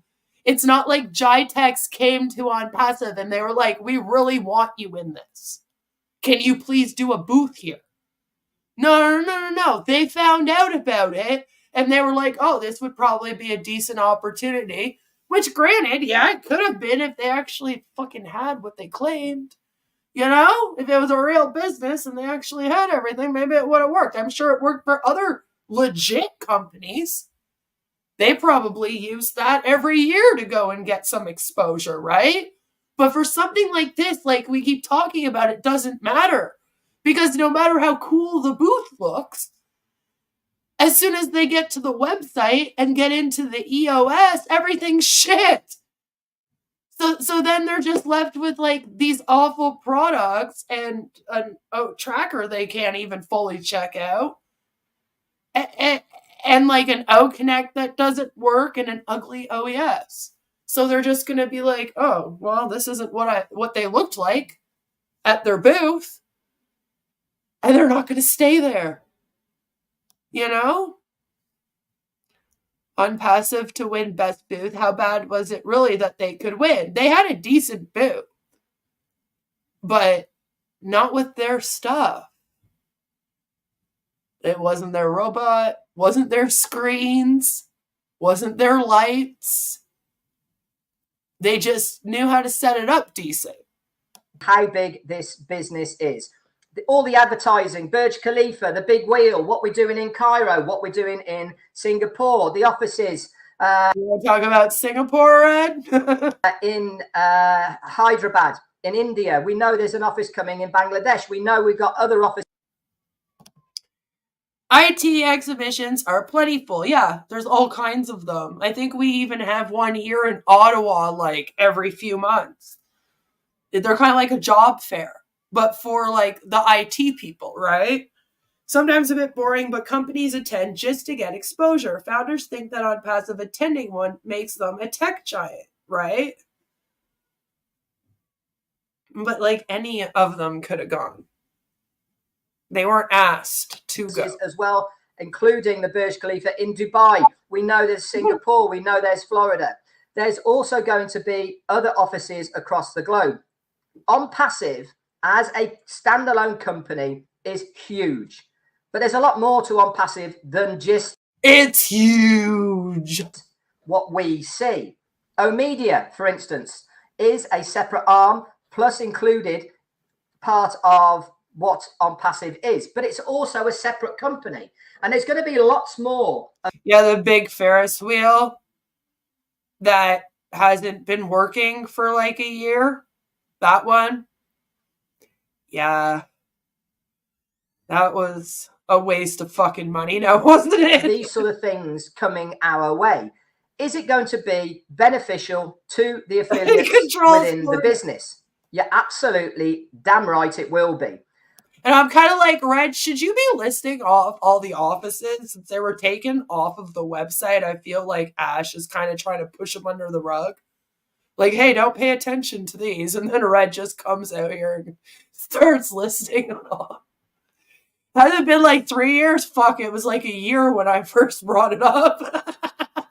I'm just not adding on years. I'm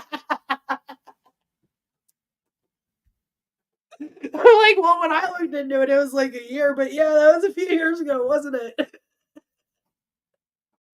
Jesus Christ, why are we still here, damn it? Why? Whatever way you look at it, all roads lead to Rome. And by No, this was from 2 days ago. So yesterday was the 360, this was the day before. That I mean, whether you individually, through the company efforts, are making a profit from the sales of the products and services that you have owned, or whether you yourself are using the products and services within your business, within your personal, to make a profit through the sale of products and services, or even if the company are making revenue externally that is nothing to do with sales, it's to do with collaborations, amalgamations, other companies. Okay, but shouldn't your like GITEX and stuff want to lead to sales? This is why it's so dumb to market your company when you can't even take a sale. Like, you could have been selling products at these exhibitions and stuff. And instead, no, you can't. So, but the company has an interest of these other companies. Guess what? We all benefit from it. This is why size certainly matters. Now, I did a little bit of a Google search about when a company goes from startup to a bona fide company. Now, it's very interesting, and it's quite a vague thing at the moment. The Onpassive Ferris wheel is full of rust. The cogs are welded together, and it's going nowhere. Only founders queue up to buy the ticket because it's over market value. And it's going nowhere, just like the founders are going nowhere, and this company is going nowhere. Depending on what sector you're working from, but certainly in the tech sector, which is what we are part of, anything between why would it be another sector? Like, Jesus Christ. $300 million turnover per annum to $3 billion turnover per annum. You are still classed as a... Agent says, Google isn't a truth engine, Red. All right, stop using that Google. Marty's going to get mad. You know? Ken Russo has dropped Nilo now back fully into nothing passive. Well, maybe he's just dropped it for now. I don't know if he's left. Startup business. Now, they're big figures. That's not small fry money at all. But it... Oh my God, they're doing it again. Or they're like, oh, those are big figures for the entire industry. And therefore, that equates to those figures being our figures. And it's like, that's not how that works. But okay. It does goes to show that having that parameter of 300 million to 3 billion shows exactly how many huge big companies are involved in tech. We we specialize in SaaS solutions, software as a service. This means... Do you think you're the only ones? Do you think that you coined the term? Because the way that you say that is like, all those other companies, they don't do it. We do software as a service. We're the only ones. And it's like, Red, you don't understand. You're talking about how there's a whole industry of people that do this, right? Right? So think, Red. If there's a whole industry of people that do similar, don't you think a bunch of them would also be doing SaaS, as you call it? Like, Wes says it was news in like 2008. It's been around for since before then, believe it or not. Since even before then, it's been around. I'm like, come on. You're not the only ones doing that. You should know this by now, you know? Mark says, it's funny how they say Google isn't a truth engine, but then the next webinar they say, just Google AI and see how massive it is, right? Right? It's only a truth engine for when they want it to be. You know? Otherwise, don't look up Onpassive on it, but you can go and look up the AI sector, as he's calling it. The sector. Means that it is products and services that you do not have to download onto your own devices. You operate them directly from the cloud through the links that you will have. How is that? Okay, again, they act like affiliate links are mind-boggling and mind-blowing. Like, they're like, have you guys ever heard of this? You share a link with someone, they click on it, and then when they sign up, it's under you. Isn't it amazing? It's like, yeah, you didn't invent that either. Going to be beneficial to the general public out there that are looking at it. It means that the memory on people's computers doesn't have to be massive to be able to operate our products and services. Why? Oh, well, thank God for that. Isn't it great that they finally figured that out? Because the big part, the memory, the operating systems, and all the rest of it is done in the cloud. You are piggybacking that. You're entering it, okay, into our own data centers. Okay. The whole thing, though, correct me if I'm wrong. All right? Correct me if I'm wrong, but that doesn't really make sense. If you have, unfortunately, a shitty laptop or phone, and you try to use the product through the cloud, it's still going to not work on your shitty laptop or phone. It might work a little bit better, but I don't think that the cloud takes over that. Takes over all of the memory and all of that stuff. Like, you still have to have a fast running operating system, do you not? I'm literally asking you guys. I don't know 100% for sure, but it seems like this cloud is not going to help. Like, wouldn't it be similar to all the other clouds?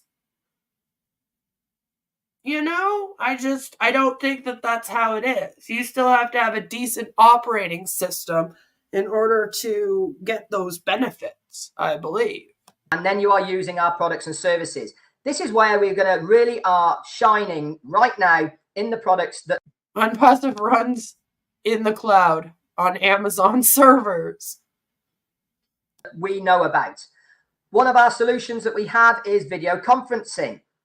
If you had a look at OConnect, you will see why we are so excited with this product. Wes says they've just bought an Angular theme and got the cheapest offshore dev team around to hook it up to some open source junk they run on AWS free tier.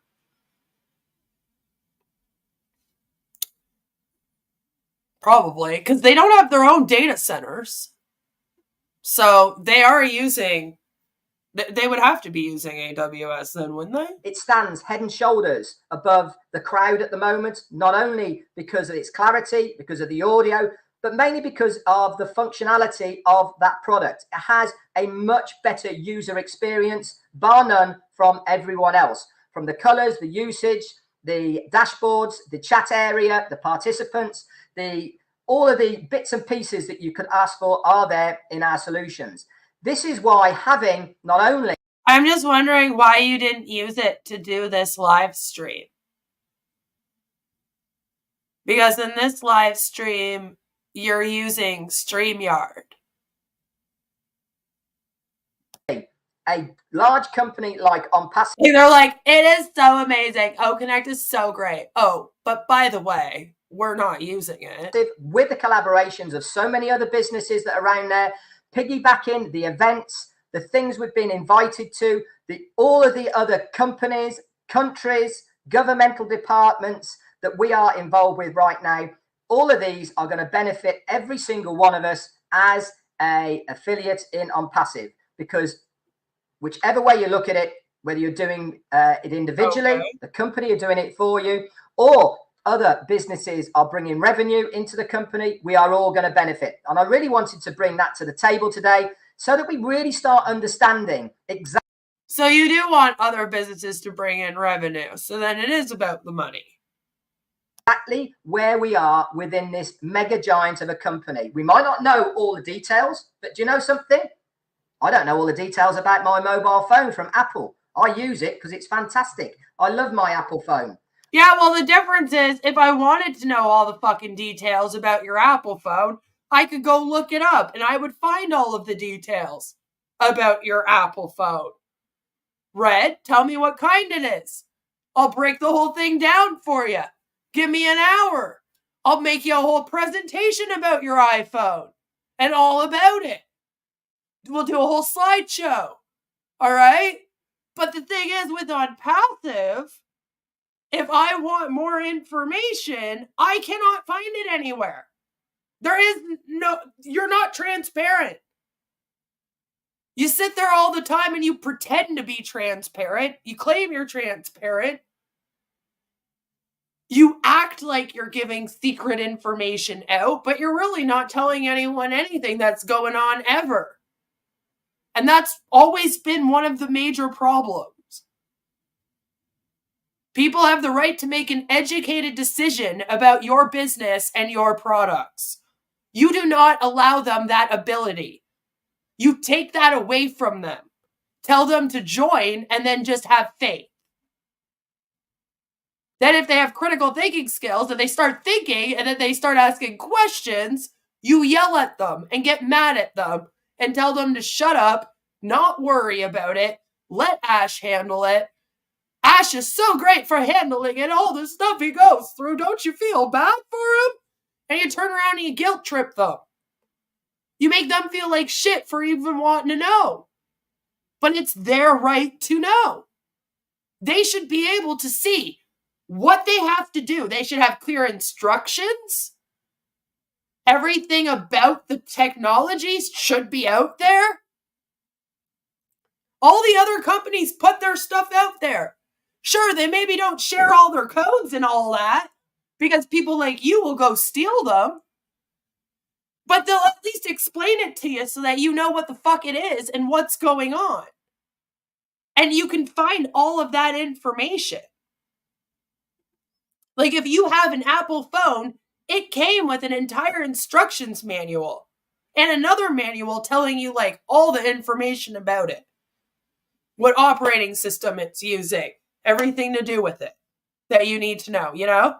Goes into details. You can find all that information. You can't with Onpassive. That's the difference. And that's a problem. You know? It's so sad that Onpassivians believe everything these goons tell them despite obvious contradictions. It just goes to show you how brainwashed people can get into a cult by just listening to webinars on YouTube. People don't take it seriously sometimes, and it irks me a bit. But you'd be surprised the culty communities out here other than this. I'm just saying. And this goes to show you that, yeah, YouTube streams can completely manipulate people into a way of thinking. It's happened in politics a lot. And it's happening here. Hiding AI in every Onpassive product is tricky. Hiding Al in every Onpassive product is tricky. He's a big dude, is he? Sorry. Joking apart, just look at these guys trying to sell something to innocent bystanders who think they'll make money in a legit company. It's absurd, weird, and yet thousands fall for it. Yeah. It's too bad, you know, they are literally selling the American dream. And I don't know if people in the US really can understand, but to those of us that are outside of the US, in a lot of places, we're taught that if you go to the USA, that's how you will live the best life. You need to go there for the American dream.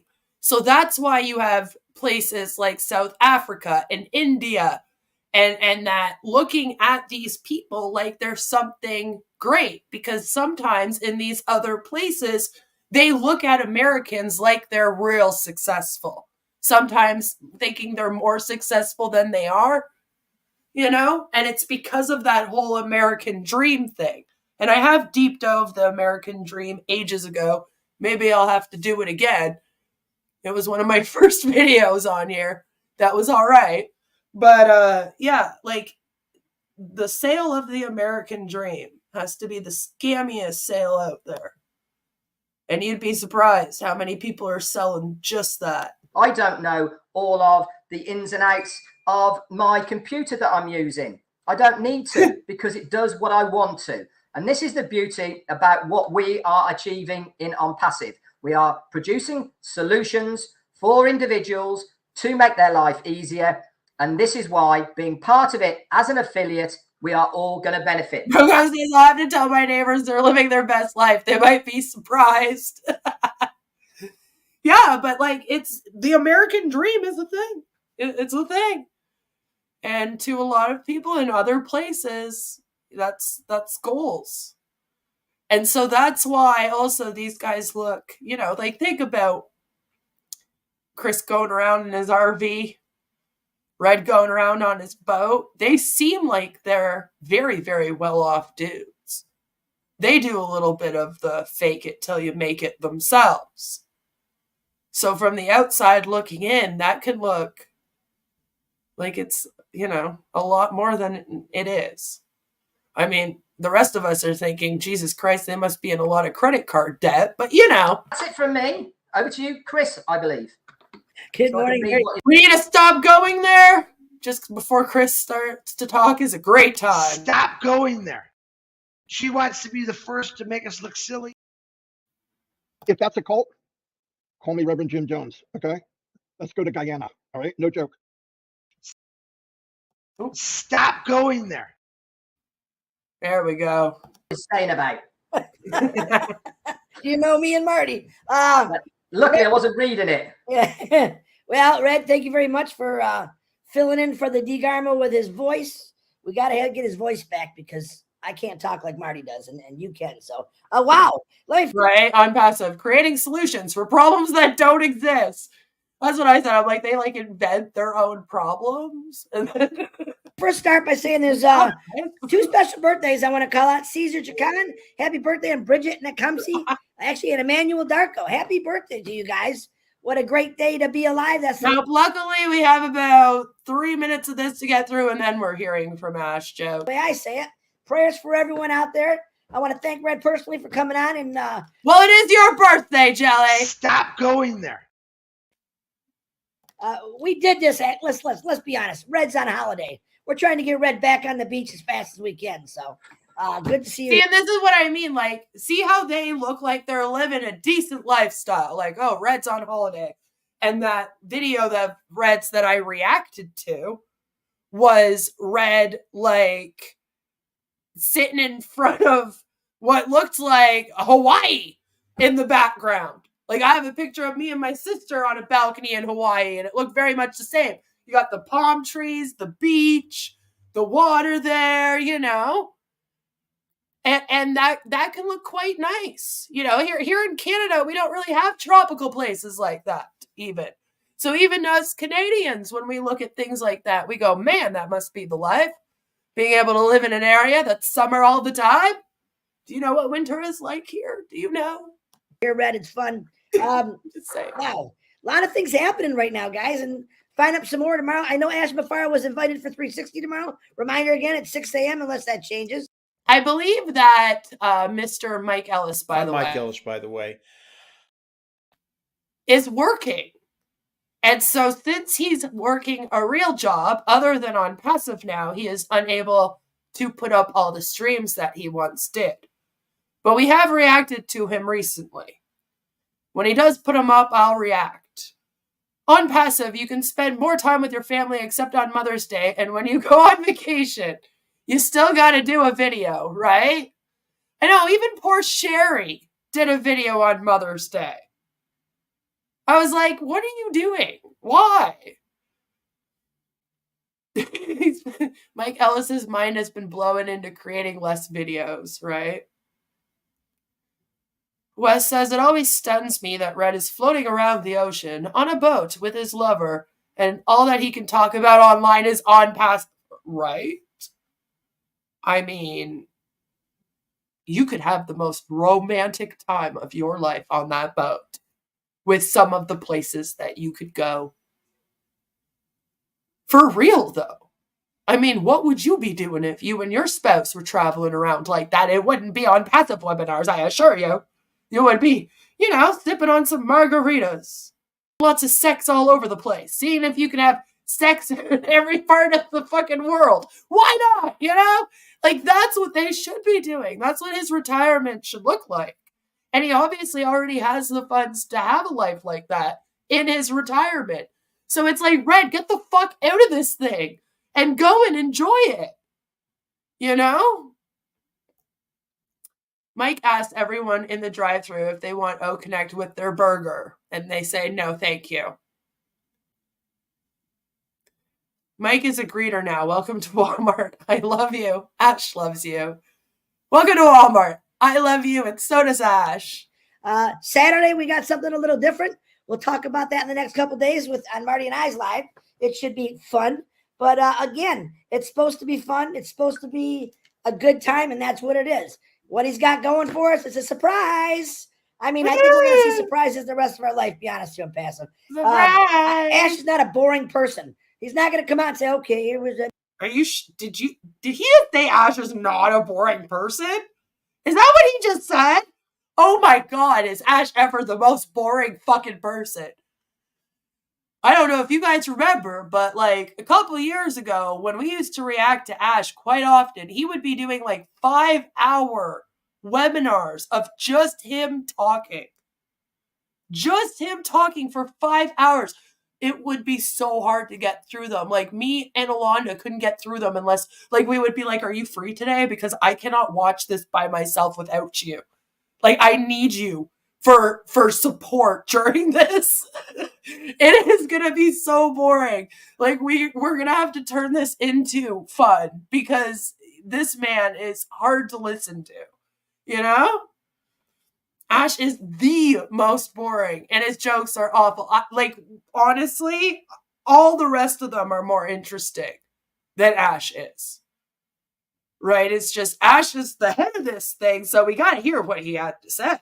Another product. No, he's going to put some fashizzle, snizzle, whatever that word is he says, into every one of our products. Like, Oprah, you get an extension, and you get an extension, and you get an extension. Not you, bitch. You asked a question, so no extension for you. You're out, and you get an extension.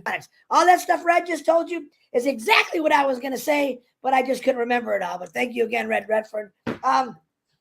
What can you say about the greatest company in the world? I said it. It's the greatest company in the world. Why? Because it's got the greatest CEO in the world. Why? Because it's got the greatest founders in the world. That's not what makes a good company. Unfortunately, if you were to ask people what makes a good company, they wouldn't be like, oh, well, the CEO is the greatest person in the world and the founders are great. That's what makes a company. No, your products have to be great. If you have a money-making opportunity, it has to at least pay out. I mean, come on. And every one of you believe in this so much. Asian says, if the narrow boat is sinking, don't start critically thinking. That it actually hurts because we want this change. We want this world to change. We want everything to change. Right? It's all going to change for the better, I believe, for every single one of us. No matter what the haters say, we don't care what they say. We know we're right. I got an opinion, Red. My opinion is Onpassive rocks and it's going to keep. I need it to get until through the end of these. the world or my last breath and just go, go, go. But Onpassive is making me crazy, as you can see. Why? Because I believe in everything that it's about. I believe the good in it. See, now, if they were actually doing some great things, then it would be okay for Onpassive to make him crazy, right? If there was actually something going on and stuff was going well here and things were actually exciting. The problem is that nothing's going on. So he's just fucking crazy. And he's just crazy to think that anything is going to be happening here anytime soon. And I've talked about it before and I'm going to say it again. But after this merchant is done putting them on hold, they're going to maybe be able to pay out one time. And then after that, they're in the exact same position that they were in, where they don't have a good merchant. And then how are they going to be selling OConnect and then paying out? Like they won't be able to. They're just going to be right back in the same position. I believe the excitement in it. Knowing one day that soon I'm going to wake up and say, hey, it's here. No, I told you so. Going to wake up and say, hey, hey, hey, hey. Let's join. Get in this. We got 3 free products you can go check out right now. Check it out. Get into it. Get an O-mail. All right. Get into the OConnect 7-day trial or 14-day trial. I don't even know what it is anymore because I'm on it every single night.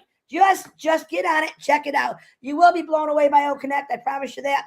It's a lot of fun. We do a trivia every night on it. And there's other, I'm not sure what the number is anymore. We do a trivia every night on it, but we didn't do this live stream webinar on it though, guys. Don't mind us being on StreamYard, just shh. I'll have to ask Mr. Ash how many people are actually using OConnect. Last time I heard it was in the thousands. Thousands. For free. For free. I want you to remind you all that. He's fronting over everything so we can keep playing with this. That's how much Ash Mufareh believes in this company. Yeah, and remember, guys, it's $5,000 a month per person to use OConnect. And Ash is just so great for flipping that bill. He's going to keep shelling out things. He's not going to stop. He wants you to keep using the products. Enjoy them, enjoy them, enjoy them. Chris says, we keep forgetting that processors do not hold all the money. They only hold a percentage for expenses. And the processor will not pay the wallets. It's up to Onpassive to pay the money to the wallets. Yes, the processor is just going to put the money into a bank account. And Ash is going to have to pay it out. I do not trust it. And I'm sure none of you do either. I'm just saying. That's how we're going to get out there. That's what's going to make the world crazy. Onpassive is here. It's real. It ain't going nowhere. Oh, by the way, I forgot to say something yesterday. Onpassive has real products. Let me say that again. Onpassive has real products. Chris, if it had real products, you wouldn't have to keep assuring us that it has real products. I'm going to say it again. If it had real products, you wouldn't have to keep telling us it has real products. It would just speak for itself. You shouldn't have to keep saying this is a real company for real people with real products. It's becoming a real pain in my ass when you do that over and over again. Do you not understand that usually the company would just be a company that's real and has all of these things? You don't have to keep reassuring. You do, because you guys don't actually fucking have anything. That's all you have. But, you would think a light would come on. This is why I think that your critical thinking skills have been weakened by this echo chamber that you're in with your us versus them mentality and all. All right. Chris says, if processors held all the money for every company they process, those companies would go out of business if their money was held for 9 months. Mm-hmm.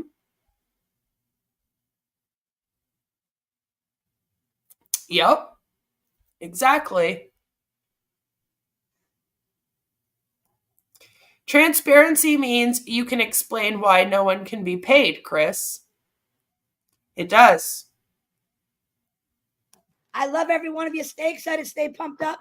It's sunny in Michigan, but even if it was raining, it's sunny and Onpassive all the time. God bless you all. Yeah, cringe. That was gross. I don't like it. Jacqueline says, more new websites, more new something big is coming, more new everything except commissions, right? Marty DeGarmo, back to you. Marty DeGarmo, back to you. A newsflash, you're not going to be able to talk screaming just now. So anyway, I don't have anything. What can I add? Nothing. But thanks, Red, for coming on. Marty, did you give me your fucking cold? Welcome as always, my friend. Chris, whatever. We had almost, we're closing in on 600 people. Not a bad show. Thanks everybody for all your support. But remember, So remember, 600 people when it sees 3. whatever we think. All right, 600 people when it sees 3. You see, the thing about Ash Mufareh and how he was supposed to show up on Wednesday mornings, right, was that he was going to bring them views. It was kind of like they begged Ash to show up once a week because their views were taking. And without Ash being there, it was on a steady decline. And then if Ash was showing up, or they put Ash in the thumbnail and in the title, even if he didn't show up, which they did do a couple times, by the way, their views would skyrocket. So they kind of said to Ash, can you please come on, once a week because we get views? And they've been very open about this. They even kind of joke about it amongst themselves about how they only get views if Ash is on and blah, blah, blah. That's their cope, right?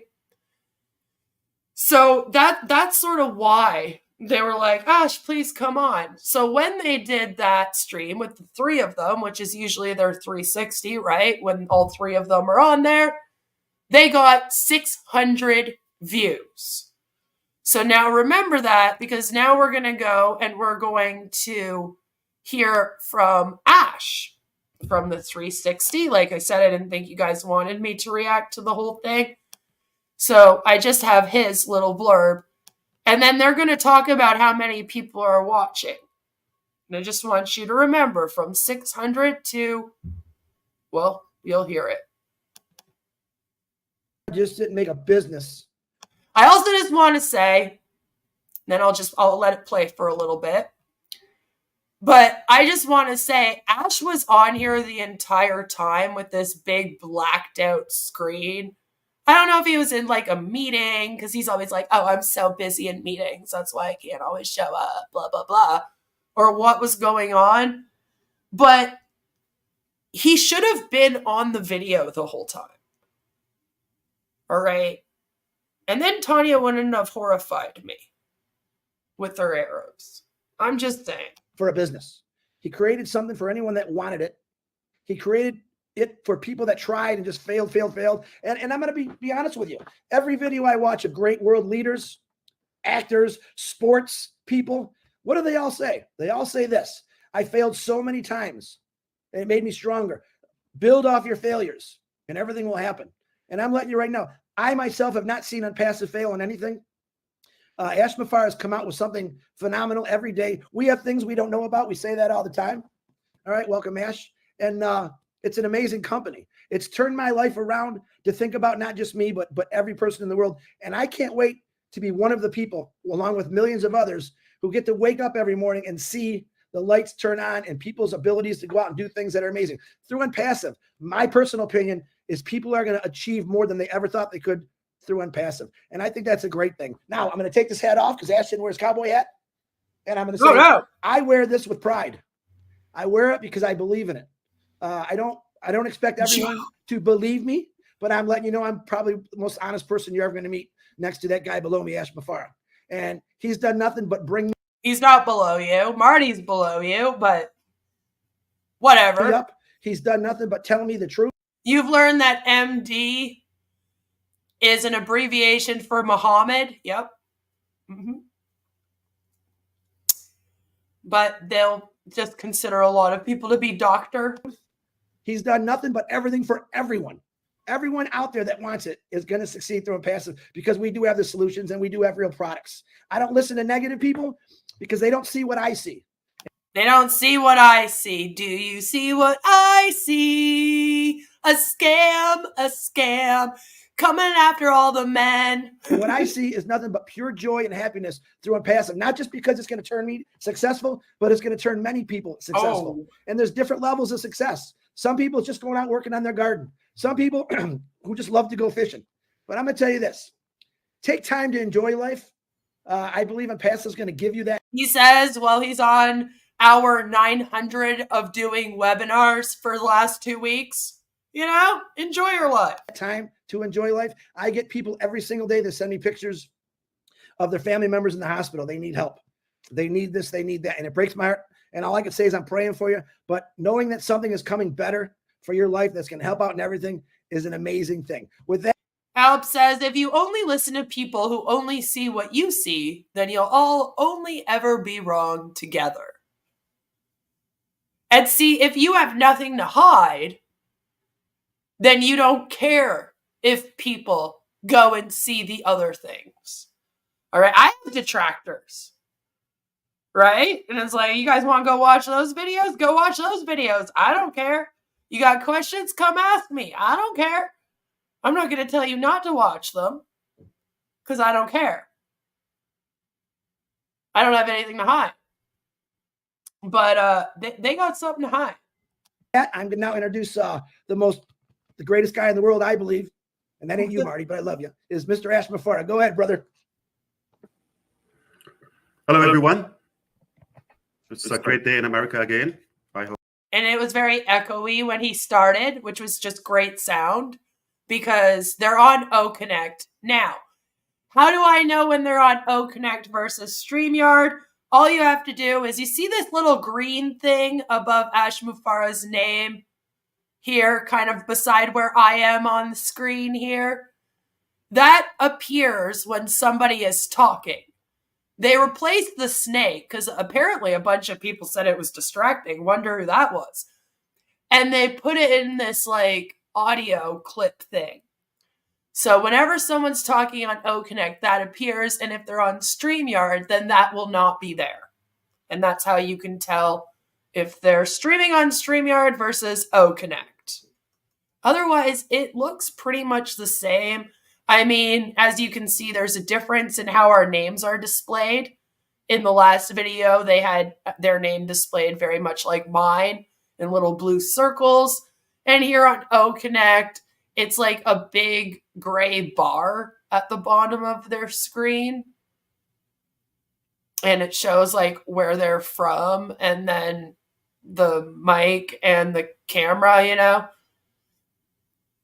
That's what the difference is. And also, O Connect sucks. You're having a fantastic day. And I second everything you said. Perfect. I love it. But America, you have to make up your mind. Is it y'all or is it you? Unfortunately, I cannot fast forward it. I figured since this is the first time we're listening to this and it's allegedly crazy important that we would hear it in normal speed. I am sorry. If you're in the southern country, it's y'all. Is it often or is it often? Average. Is it 6 o'clock or is it 12 noon? I knew it. Make up your mind, America. I knew it. We're not here to talk. Why was Ash at a hotel? Hotel wall art, hotel coffee cup. Well, Ash is at a hotel, and I am wondering if he had to travel a little bit to go to the mediation. About American slang or Chris Johnson lost in Miami at 4 a.m. in the morning in the dark. We're not going to talk about that. We're going to talk about 3 things here. Very, very brief, straight to the point. I'm going to cover 3 things. The very first one is Onpassive, by the way, is here to stay. Not only here to stay, it's going to thrive and it's going to shock you and it's going to impress you. If you think it's a joke, if you think it's a prank, if you think it's a wishy-washy thing, you are damn wrong and you are going to be losing that bet, okay? Oh, well, there, you heard it here, guys. You heard it here. It's time for the naysayers to just wrap it up and just accept that Onpassive is here to stay. So you mean I'll have content forever? So sorry and so sad if you feel that way. If you feel this is something good and positive, you're also wrong, Yes. because no matter how good you think. Red is also in the hotel, and it does appear like he's in the bathroom. It does. It is. It's a lot better. All right. So none of you know what's coming. That's one thing. So I guarantee you're going to be thrilled. You're going to be pleased. If you hate humanity, you're not going to like what we're doing. The second topic is, last time I talked to you, I said around this time we should be New movie idea: Cocaine Con Man. I like it. having some tangible updates. Yes. Back in September, we've launched OConnect 2023, and we had a tremendous success. Spontaneously, we crushed all the records, unbelievable volume that scared the heck out of the payment processors, the bankers, all the way to those who are involved in the money handling thing. No problem. They chose to freeze our money, and we went to a battle. We lost it. See, this is a lie. The way that he says that, guys, I think Chris was saying goodbye because I said we were wrapping this up. But just in case not, bye, Chris. But the way that he says, like, oh, the merchants, it's all about the influx of money again, isn't it? So now we've gone back to, like, oh, there were too many people buying OConnect, guys. There were just so many people buying this product that the payment processors had never seen anything like it. So they got scared. And I'm like, that's not a thing. Like, that's not what happened. Why don't you actually explain to them what happened?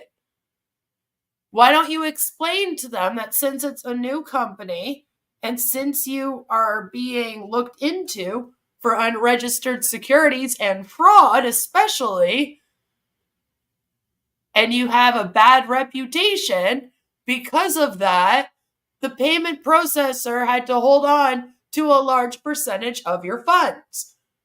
You did not like that. You tried to fight it. The payment processors won.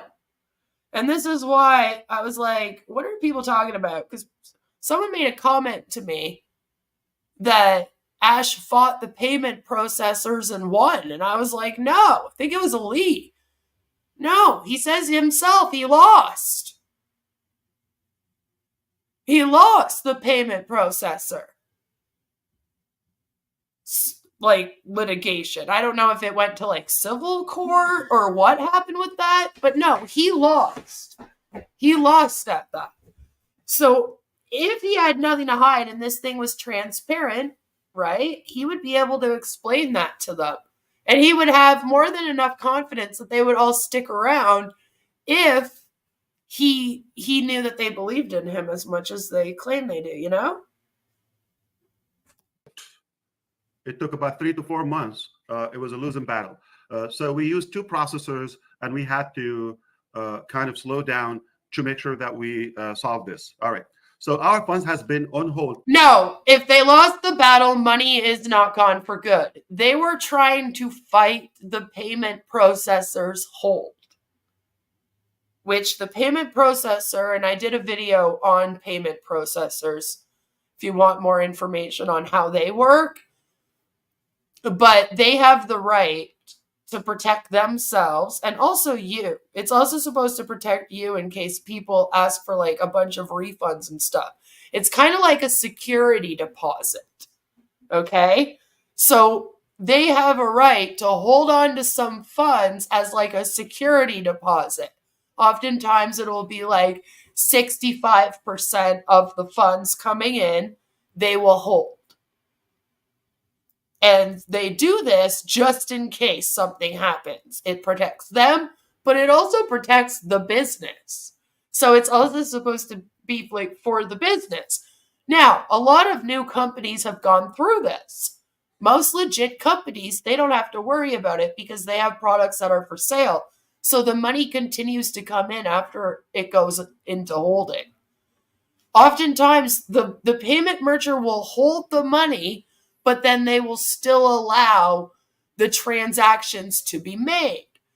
Once in a while, they will stop transactions. And when they stop transactions, it's usually because they're very scared of fraud, scamming, etc. So in this case, they might have stopped him from being able to do transactions as well, because of the fact that he's being looked into for fraud and has a bad rep. And that's why I think he didn't want to take any more O-Connect payments. I know he tries to say that he's this great guy that just thought, oh, I don't want to take any more money from these people until I can pay them out. But I kind of think that maybe the payment processor went, no, we're also going to stop you from being able to do that. So Ash went to fight that, their decision. He lost because by law, payment processors are allowed to do this. So they would have just had to have proven that they had very good reason to hold these funds and to stop him from making transactions. And then basically, like, since it's the regulatory agencies, basically like the SEC and everything, tell them that they're allowed to do this, right? So they're not going to turn around and be like, no, sorry, we're going to stop the funds. In most cases, most companies would lose that battle, by the way. So what happened is Ash lost that. So what happened is they stopped him from making transactions and held the funds. So now they're allowed to hold it for 6 months, according to Orlando, USA laws. They're supposed to go by the laws where the business is, apparently. So they're supposed to go by the USA laws, specifically Orlando, Florida. So the state of Florida laws with that as well. And they say you can only hold funds for up to 6 months. After the 6 months, the 65% is released. And like I said, in most new companies, the reason why other new companies don't have this issue is because they have ongoing sales. So 65% may get put on hold, but then they're continuing, because most of them are probably not getting sued by the SEC, suspected of fraud and etc., right? So then in that case of a new business doing something like this, they would have funds on hold, but then they would continue to make funds. So they would still be able to then pay out to their employees or pay out commissions or etc. Onpassive hits a roadblock where even if the payment processor didn't force the stop of their transactions, which they call it a stop. That's what it's called. They put a stop on the transactions and they put the payment on hold. That's how, like, the lingo they use, whatever. So since they did the stop transactions, but even if they didn't here, Ash didn't have anything else to fucking sell. He could only sell the O-Connect, and he isn't going to do that, he says, until it's perfect. And blah, blah, blah. So he gave himself excuses as to why he couldn't continue to sell that. Right? So that's kind of where we're at now. He tried to fight the payment processor. The law was like, excuse me, they are within their rights to hold this percentage and to even stop your payments and stuff if they want to. You're going to have to wait 6 months. So Ash is now sitting here, but instead of explaining the truth, like I just kind of explained it to you guys, and him actually being transparent and going, this is what happened, this is how things go. He probably could even told people, like, we have a bad reputation with the SEC and all our haters. Like, he's good at spinning it. And these people are so in a cult of personality that this man could shit in his hand and slap them in the face and they would still think he's the greatest man alive.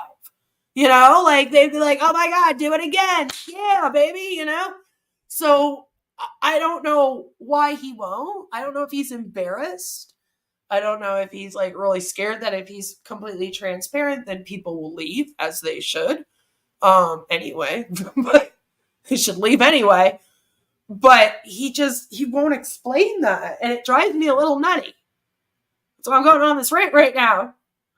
Not just because you asked the question, but because it's like, Jesus Christ, can you not just tell them what actually happened? Why do you got to make it sound like, oh, we had so many sales of Oakenite. So many people were interested in it. It's just like layers upon layers of manipulation here. You know, it's like one layer, another layer, another layer. It's like, Jesus Christ, just tell them the truth. Tell them the truth. Okay, Joe, sorry, a lot nutty then. Is that better? But like, I don't know why he won't do it. I think maybe he knows that people won't see him as so great. Technically, since sometimes in October, back in 2023. And I told you, we are going to win. And I said last time, we're down to 3 steps from. So yes, he did just tell them that he lost the case, but they are going to win. 50 or so. Don't take it literally. It's just like so many incremental small steps in the way, legality, letters, documents, applications, appeal, this, that, okay, changing advocates, etc. So are you talking about the SEC case and appeals as well? Just wondering. We're down to none. As of yesterday, there's nothing left. And as I told you, we're going to win. It's our money. Some of it is your money, okay? And that's it. Now you're acting like you had to fight for the money to come back to you. They weren't going to steal your money. Why are you making it sound like they were stealing this money from you and it's your money and you had to work to try to get it back? Like, what? The money's not in the bank yet, okay? About any day from now on, all right? It's not going to take weeks okay, we're talking about days. Any day from this very day, in fact, since yesterday to be very accurate, any day, the funds will be hitting the bank, our money, and then we resume what have been a nightmare for me before anyone else, the delay in the payments and the withdrawals. I cannot wait to do that. A big chunk of it is not going to sit in the bank for like 48 hours or at most a couple of days just to do the processing. So I'm so happy. Just to do the processing. Now, here's the thing. Ash does not technically really need like a payment processor. He could figure out another way to get these people their money from this bank account. Right? Like he could email transfer or whatever. But he wants to make sure that all this money goes back into the O wallet. You know? But it's going to be up to him. And this is my thing. Obviously, he's not staying with the payment processor. Now, had he had stayed with this payment processor after the 6-month sort of period is up and whatnot, you get your money back. Everything goes back to working smoothly again. You have that payment processor. Everything's all good. The problem is that Ash kind of fucked this payment processor up. They went to court. They battled it out. He lost. Then he came out here and called them a scammer, said they were awful people, insulted them a bunch, and etc. And then he said, we're not using them. That's why I felt so good about being able to talk smack on them. Because, you know, he's not using them anymore, so they can't do anything to him. They have to give him his funds back after 6 months. Then he actually could get them in a lot of trouble if they didn't. So, again, they're going to release this money into a bank account that is going to be probably in his name or his wife's name or just the Onpassive company name, which him and his wife are the sole like owners to. Like it's only the 2 of them that can access any of those funds, okay? And then Ash is going to have to pay them out, but then Ash doesn't have a payment processor. So then how are people buying OConnect going forward? Like I said, we're just right back to where we started. Ash says some of it's your money, it's all of your money, right? The check is in the mail, we don't have the money yet, but we'll get it soon. Wonder what the excuse will be next month. Ash cannot pay directly to their bank account or that would be wire fraud. Oh, would it? I don't know. All I know is that it's owed. But my thing is, even if he puts this money into the O wallet, which he has access to, so he should be able to transfer that, right? If O wallet transfers money like he claims it does, he should be able to then put some money in his O wallet account and then transfer it over, right? But then once that's all said and done, they don't have a merchant for when these OConnect payments come in. O-Wallet isn't really a merchant yet. So then we're like right back to Ash having to find a new merchant. And when Ash finds a new merchant, guess what? That new merchant then gets to hold his funds for 6 months as well. See, that's the whole 6-month thing, is you're supposed to stay with the same merchant because after those 6 month, the 6 month like probation period, think of it as like a probation, right? You know, when you get a new job and then you have to be on your best behavior for the first 3 to 6 months to a year, depending on what kind of career it is, you know, and you can get fired for no reason within that time. But then after that, they have to give you a reason if you're here in Canada anyway, as the law goes, per the labor laws, you know? Think of this as like a money probation period of 6 months. So after that 6 months, you've then gained the trust. See, that's the thing, is that during that 6 months, you're supposed to be gaining the trust of the merchant. So then when the 6 month is up, they, you know, you guys have trust, right? So then they're not going to hold your funds if you get another big influx of money coming in. You go to a new merchant, you have to then now gain their trust. Ash apparently doesn't understand the market at all in gaining people's trust. None of these people do. But I figured that he would learn it with this, and apparently not. So this is why, like I said, they're just going to be in the same position. Every new merchant going forward is going to want to hold their funds. They don't have one that they've sat through 6 month probation period with, and they have to make some money, by the way, in that time. Otherwise, they have to pay a percentage out of pocket. So I don't think that it would work where if he got one in the meantime, that they would have been okay because no one would have been buying OConnect from them. There's no money coming in. Unless Ash just paid them a big amount. But then again, like, what? Why was he fighting the other merchant? Like, that would just make no sense. You know what I'm saying? So it's like, obviously he's going to have to then go through this whole thing again. And I wonder, is he going to explain it to them? Probably not. Imagine taxes on all that money, right? He could use Google gift cards. Go full scam. Do not redeem. Happy and relieved because of that. And that will take us to the following. All right. Because of that, meaning we could be tentatively, and I mentioned this before, to the final extension or so in OConnect.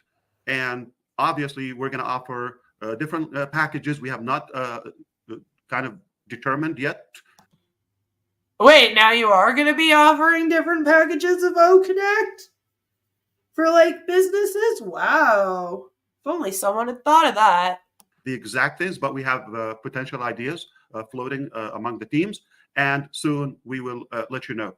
The very good news also that we have done some incredible progress with the payment processes. So we already have something just about any day. Also, we will start live testing at least one of them, and then we start adding. Eventually, we're going to end up with several. Why? because of the volume and the predicted volume. You're gonna go with a whole bunch of different payment processors?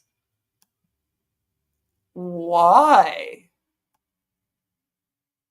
The issue isn't the volume, you idiot. That's not the issue. Oh my God, Ash. You think that you could bypass the 6-month probation period and the security deposit with these payment processors if you spread the money out over several so that none of them are getting a huge influx of money, but then at the same time, you claim that billions of people are going to want to sign up to this thing as soon as it goes live to the public? So no matter how many payment processors you had, it would probably still be a huge, large influx of money. So I don't understand. Like, are you serious though? Like, you don't understand that your credit here is shit. You have no credibility. Not any. Especially on paper. That's the problem. It's not, oh God. I guess if you want to keep lying to yourself. Not one of them will handle it. And eventually, Jacqueline says a unicorn company migration had to be done manually. Issues with payment processors. Substandard products. I've never known so many holdups in any company. Where's the sales, right? It's like Ash literally went, how do I fuck up at every single turn? In every way possible while I'm creating a company. Like, Marty made that little joke when he also said this. If that's a cult, call me Reverend Jim Jones, okay? Let's go to Guyana, all right? No joke. After that, Marty went into a speech about how if Ash is a cult leader, he's the dumbest cult leader ever. And if this is a scam, this is the stupidest scam he's ever been a part of. And I've kind of been like, yeah, you're right. Because it is fucking stupid. And he is dumb. And he's even fucked it up. He can't even scam properly. He's like fucked up everything that he does. And that's why it's like, why do you have so much faith in this man if you're an O-founder? His track record is shit. And I'm sorry, but like if someone keeps fucking up the same things over and over again, eventually, don't you just have to realize that they suck? You know? Like I think the problem's him. He'll do the new processors in a few months. That will be his new excuse. There we go. Probably. Like, I can't believe that he hasn't taken time to understand how this works so that he knew better than to lie to all of these people like this. Like, maybe get ready to string them along for another 6 months, you know? Like, tell them that there's going to be one payout and then things are going to have to be on hold again for a little while so that they at least know what to expect going forward. But no, why do that? Why do that when you can just straight up lie to everybody and string them along still and then come up with excuses when the time comes, you know? Mark says, let's not forget that Ash has made over $108 million through this scam. Not $100, $1,000, or even $1 million, $108 million. He actually deserves some jail time, honest truth. He does. He does. And if this gets found out to be a complete Ponzi, he probably will. People have gotten jail time for this amount before. And that was just before the SEC stuff. That's just with the $97 buy-in. That doesn't include all the money for O-Connect that came in. like I believe it was Chris brought up, it's only a percentage. He got some money, right? Business schools will use Onpassive as an example of what not to do. Honestly, you could not have a better fucking example of what not to do in a business than Onpassive and this man.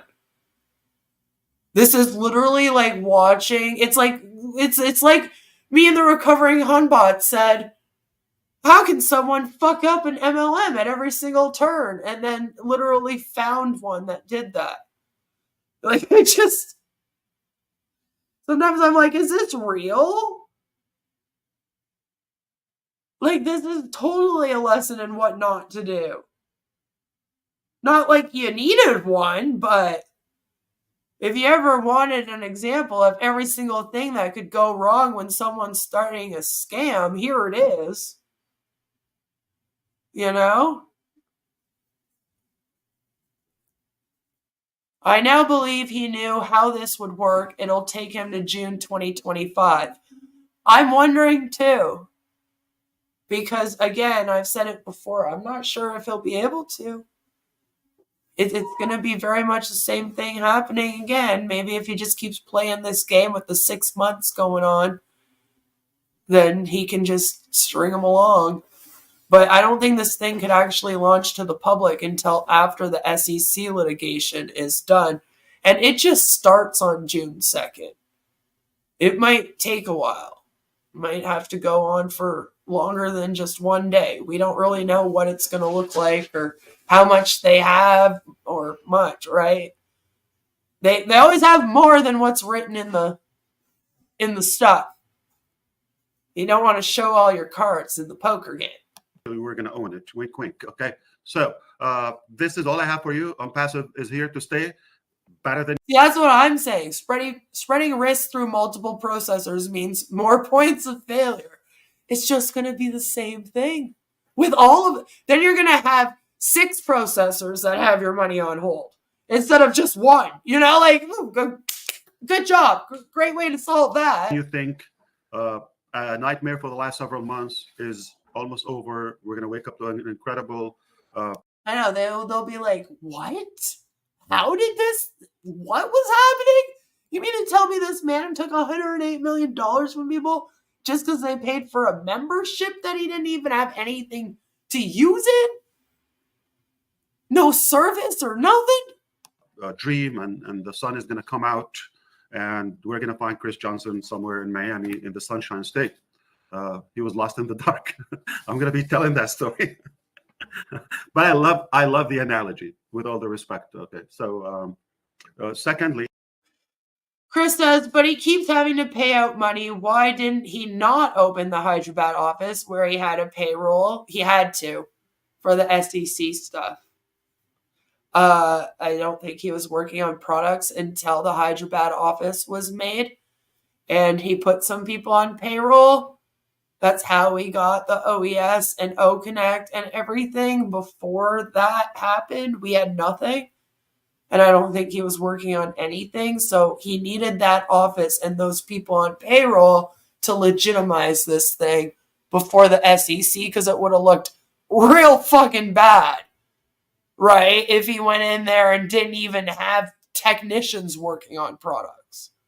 Then how are you supposed to say that this isn't a scam? It's a tech company, right? Why didn't he take the money and run when he ended founder payments? I personally believe that Ash thinks that when this goes live, it will be his biggest payout. I think he kind of does believe that they will come. If you build it, they will come. You know? Great movie, by the way. But yeah, if he builds it, they will come. He thinks he's going to release OConnect. It's going to get 1 billion people to come in and buy it. I believe that's also why it's on the pricey side. He wants to make sure it's a real good pay, you know? And then after that happens, we'll see. I think he believes that's his big payout. So he's going to stick with this until then. I don't know if he'll be here after that. I don't know. Remember, I don't think that many people bought O-Connect as he makes it out to be. Right? You have to think, like, it was fucking expensive. So a lot of people couldn't put $200 into this. Or $143 into this. Because there were some that got it for like $200 and some that got it for $143. So I don't think that he sold as much as he thought he would, maybe. He's hoping to put a price on O-Tracker soon, right? So I think he thinks that by the time that all of this goes live, he's going to have a few products that he's going to have for sale. I think he thinks he's going to launch this thing to the public, and a whole bunch of people, like a whole billion, are going to come and buy these products off of him. He's going to get a whole bunch of money. And then I personally think that might be when he exits. Or he just loves the praise. Right? Could also just love, he could be addicted to the praise and that fucking dopamine. Multiply processors were already tried in January with no good results. Yep. Yeah, because literally, like I said, every single new processor is going to be like, okay, yeah, you can use us, but we're going to put your funds on hold for like 6 months. And he's just going to get angry, you know? Alp says, I don't think you can just take the money and run. You have to move the money, and that's hard to do when there's a lot of it, right? You have to go someplace that won't send you back to the USA. You could. I don't know, though. Ash thinks that he's the smartest man in the world. So he's very confident in himself and his abilities, as you guys know. Most of the problems we have is that he's too confident in himself and his abilities. That's why he comes out here talking mad shit, and we all know that these things are not going to be happening. It's because he's too confident, this man. His ego is the size of the birch. So I think he actually thinks that he'll be able to pull it off. But I don't even know if he's thinking that far ahead. You know?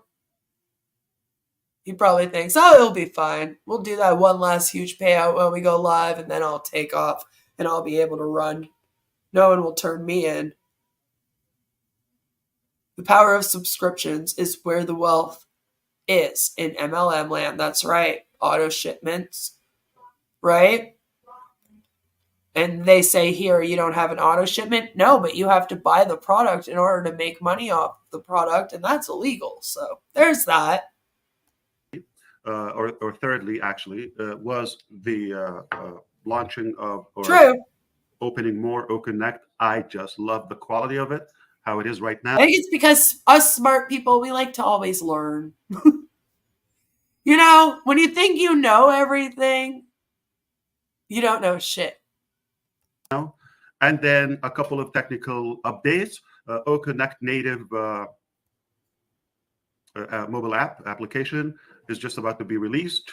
We're pretty much wrapping it up. So that's refreshing on time. So a new O-Connect application. Oh, yay. Can't wait for Red to announce the version that everyone has to go and download on their phone. O-Verify just on the same stage of being done, as well as opening more products. So business. Yeah, what happened to the 4 products, according to Red, that you promised around now? Just wondering. Because you did say that you had products done. Ash has made all kinds of claims. He's claimed all 50 products were done. He's just holding them, waiting to release them. Another time he said 7 products were done. Another time it was 4. You know, it's hard to know how many products they have done behind the scenes. It keeps changing. But I thought we were releasing some new products around the same time that this payment processor hold was finished. What happened to that? As usual, I love the direction we're headed to. There's going to be some turbulence because of bankruptcy? Positive changes.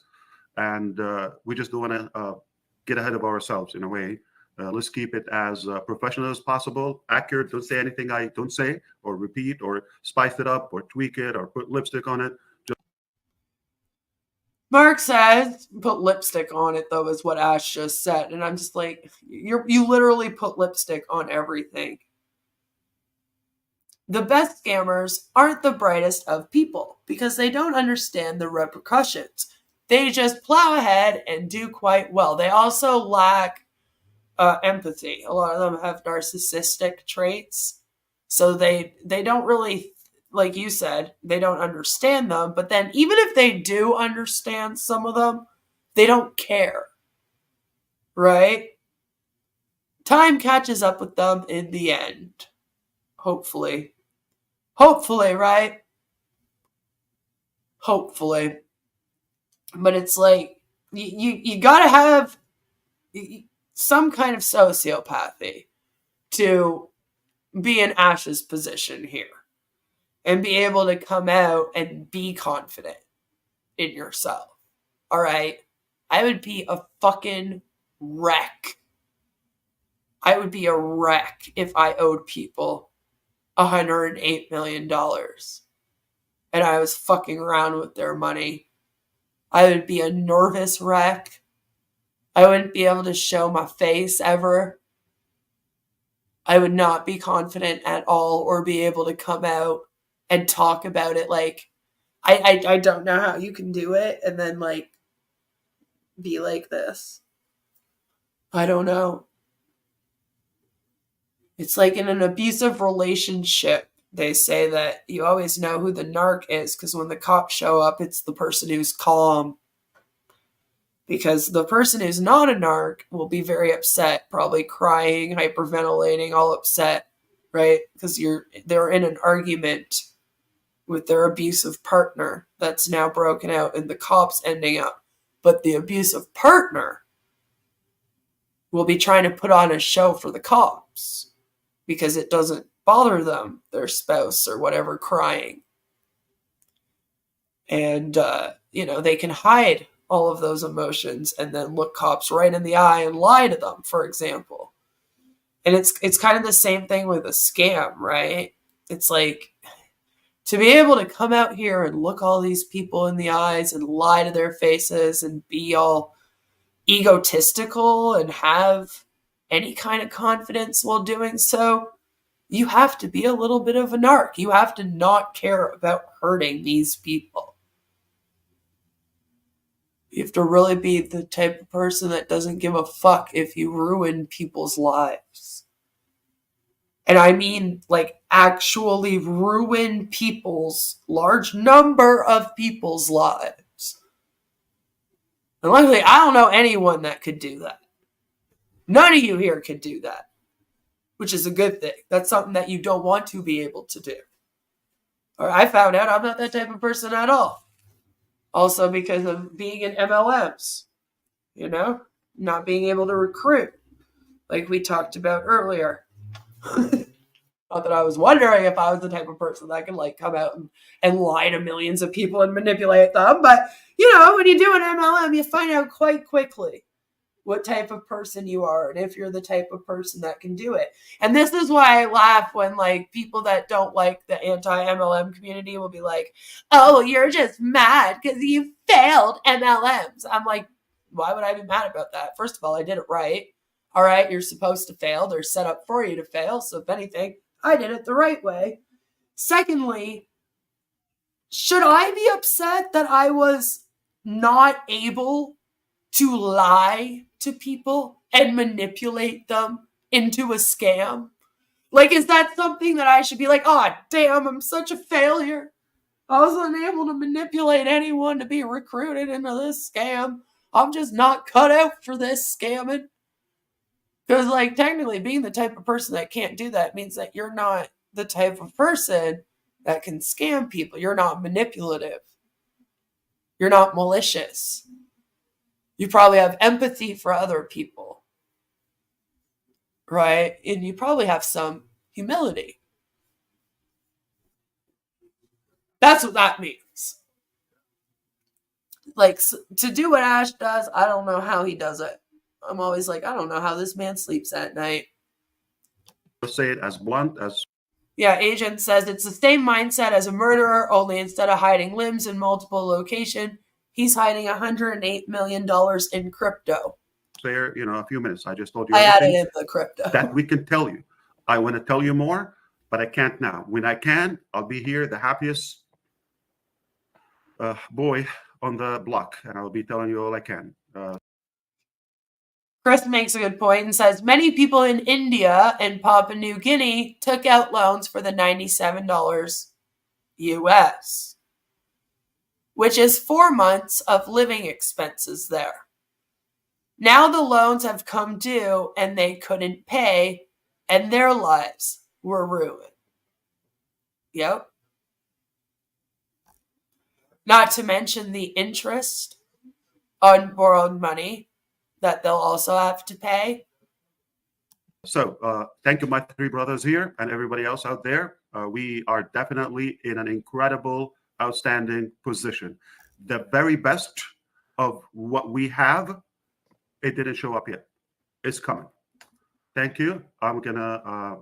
I was watching this, and then you can see at the bottom, like, my little mouse come up, because I was like, no way, it's over already. What the hell? Be on the road for a while, but I'll be reachable sometime in June. That was a joke. Okay? Not really, because you kind of were MIA for almost a month. I mean, that day, if you hadn't have shown up, it would have been a month. So, all right. Thank you. I'll be around. Thank you. Thank you, Ash. Have a good one. Well, there you go, folks. Quick, easy, to the point. I want to let you know that Ash Mufareh did have an engagement. That's all right. I had trouble moving my thing out of his face. At noon. He said he would delay it. You could see he's in a different spot, and he's going to be on the road. So I love his sense of humor. I absolutely love what he just said. I think a lot of people right now, his hearts are racing like mine. I had tears coming out of my eyes, believe it or not. You had tears coming out of your eyes? I mean, it's sort of hard to see your eyes. They're very close. William Shatner with his eyes closed, but you had tears because Ash just came out and said what we heard him say, which I have sped up slightly. So he was on there for like a whole 10 minutes. And that gave you tears? Because you're like, oh, yay, the time is here.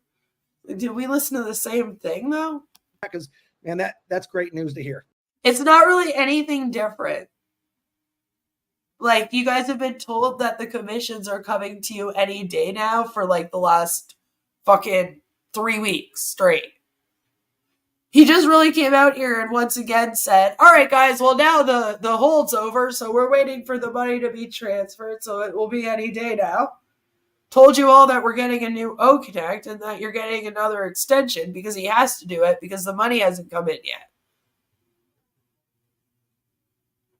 And then just pumped you up and told you not to listen to the haters because we were going to lose the bet that I don't remember making. I didn't realize that we were betting on this to fail. I was hoping it would be somewhat successful and that you would be able to at least pay back the people in PNG. I'm just saying. Red, Marty? Wow. I don't have to worry about ransel dails on you now. I was already done. I'm not going to sing a song, man. Yeah, that was very good. Couldn't say anything more powerful in that short amount of time, that's for sure. But I'm not surprised. I mean, I expect good news. We never know when it's going to come because there's a lot of outside forces that we have no control over. But good wins. Good. But the thing is that you could have had control over it. If Ash hadn't waited till the last minute, if this wasn't a scam, and Ash had actually been setting everything up from the beginning like he claimed to have been, like he lied to all of you and told you he was, right? Then you wouldn't be in this position where things were now out of your control. But you don't seem to ever think of it like that. You don't see the whole picture. You just zone in on part of it, right? It always wins. I want to thank everybody for being here. We heard about. Are you crying? Are you crying? There's no crying in Onpassive. There's no crying in Onpassive. 7,500 people today. So it looks like 12 noon is a good time. Love around that. the world, numbers wise. Obviously, more people should be here, but And trust me, these guys are all in a league of their own. that's pretty good. It's a little higher than usual, so that's great. Thank you, everybody. Hold on, we were kind of talking. Remember I told you guys to remember how many people were watching them when it was just the three of them? Do you guys remember how much it was? Do you remember? They had 600 people. Pretty good. It's a little higher than usual, so that's great. Thank you. Good always wins. I want to thank everybody for being here. We hit about 7,500 people today, so it looks like 12 noon is a good time. 7,500. 7,500 people are there to see it because of Ash. Now, it was 100. It was 100. Trust me, it's that big of a difference. And that's on O Connect. 7,500 people on O Connect, allegedly. Around the world, numbers wise, obviously more people should be here, but that's pretty good. It's a little higher. Well, obviously, more should be here. Thank you, everybody. Now noon is the new time, right? Is that what we're doing now? Because the whole point of it being at 6 a.m. was, again, Ash was busy in meetings all day. But now, what, is he giving up his lunch break? Is he giving up his lunch break at noon now to be able to, like, come on. Anybody else has anything? Red? Anything? He's not doing Just anything. remind people of the recording where they're going to find it, please, Marty. Yeah. As soon as this is done, it wasn't really that long, so I should be able to get it in the next hour or so, and it will be on the YouTube channels live. Red, I'll let you know when it goes. Is that okay? Is that okay with you? It'd be funny if Red was like, no, it's not. All right. And then, really, everybody, you heard what we heard? You heard what we heard. This is what we've been waiting for. Nobody went through more crap than Ash, and you can see he was very relieved to know that that happened. The three things we were waiting for are gone. So now this is the beginning of something really big. Like he said, whatever we think, we're wrong. So that's a good thing. I didn't really hear Ash say that once they get the money from the payment processors, then they were going to go live with the new version of O Connect so that everyone could start making commissions, and then recruitments could start happening to their teams, though. I mean, I didn't hear that. Did anyone else? Did I miss it? Next chapter, exactly right. We're turning the chapter. Love all you guys. Thanks, Red, Chris, and we'll see you very soon. Have a great day. We're turning the chapter. Might be time to get a whole new book. Just saying. Turning the chapter. So that was Ash on the 360 yesterday. So what is happening at Onpassive? Well, their business in Singapore might have shut down. Go and check out the Recovering Hunbots video, like I said at the beginning of this, to know more information about that and what that all means. O Connect, another extension. Yay! The payment processors have now, I'm assuming, told Ash that, yes, their hold is over, and therefore, in future, they're going to be giving him the money in a bank account. So, luckily, that's going to be happening anytime soon. Now, that means Ash gets the money. It could be another week or two before everyone else gets their money. I'm just saying that because that's more realistic. Let's be real. I don't think it'll be like within days you're going to get your money. Within days, Ash's bank account will get this money. And then he will have to put it into the wallet or whatever to distribute it out, I guess. I don't know. Anyway, or the merchant will distribute it out. I don't know how that's all going to work, but he has to figure that out, not me. So that's why he's the CEO scammer and not me. Also, other than the new O Connect coming out and the payment coming in soon, you're going to have to download the new O Connect if you have the phone, and Red will give you all of the information. Ash claims that they're going to be getting several different payment processors going forward. And I think that was to shut me up. That was supposed to tell me that I shouldn't worry about this issue with the payment processing like I have been. But I am. Because like we talked about, he'll just be in the exact same position all over again. It's kind of silly to think that, like, he thinks he can just jump around like that. It's actually pretty funny. Like, that he hasn't put it together, that, like, the reason why. He should know! Alright, it's one thing for, like, Marty and Red and Chris to not know the reason. But if he took the fucking payment processor to fucking court, right? He knows the reason why. But it seems like he hasn't, like, clued in as to what it all means yet. So I guess we will just have to stay tuned. Stay tuned to the Onpassive scam, and we'll find out what happens. That's embarrassing. So, happy birthday to the recovering Hunbot and to Jelly Snap. Stop going there. That's all I've got for you guys today. I hope that all of you are having a fabulous, fabulous Thursday. I am hoping to be live tomorrow as well at 1 p.m., so stay tuned for that.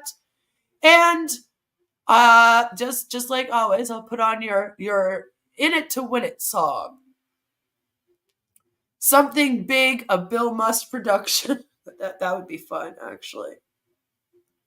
Chris says, in a month, founders will start having to trick their banks and credit cards again, right? We're just going to have to see what happens. Hopefully by the next, by next Wednesday, this upcoming Wednesday, people have started to get paid. We can only hope. We want people to get their money that's owed to them. We don't like MLMs over here. We don't think that they should be legal. But at the same time, we don't want people to, like, get ripped off, right? You know what we do in here.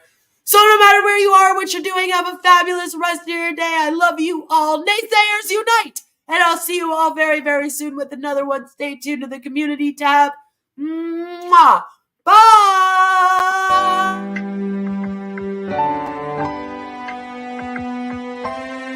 My name is Ash Mufareh, and I'm your friend.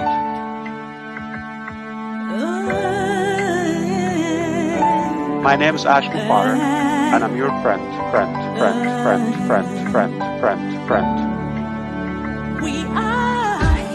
I'm Mike Ellis, by the way.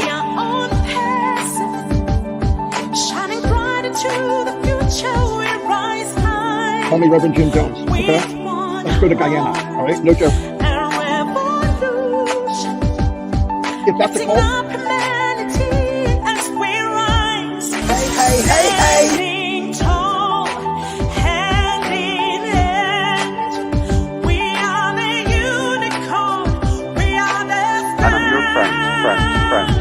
Friend.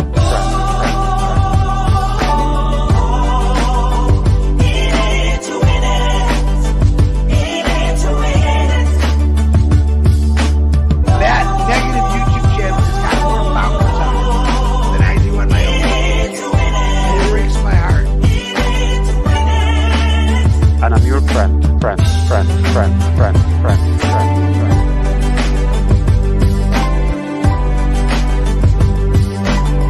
My name is Ash Mufareh. If you're rude, if you've been doubting or spying, or we know who you are. Stop going there. She wants to be the first to make us look silly. Yeah, Queen of Karma's on there asking for a debate. That's the lady I brought on. Her debate was 3-minute Ash. And another Queen of Karma asking about why don't we answer the question about religion. I think we've answered that over and over again. I've been answering them all morning long. It's not the answer you want, but yeah. Call me Reverend Jim Jones, okay? Let's go to Guyana, all right? No joke. All right, this is a great way to start your day. Come here and tune in to crazy men talking about their experiences.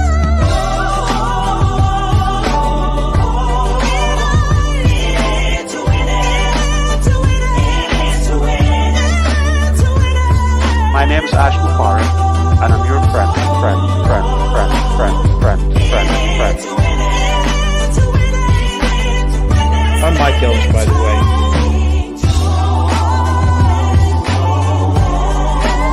And I'm your friend.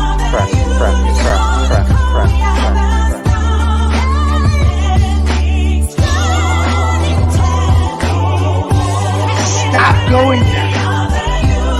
Thanks for coming, everyone. Have a great day. Bye.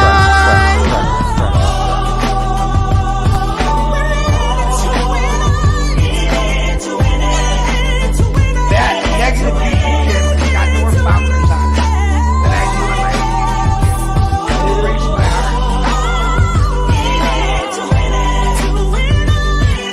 And I'm your friend.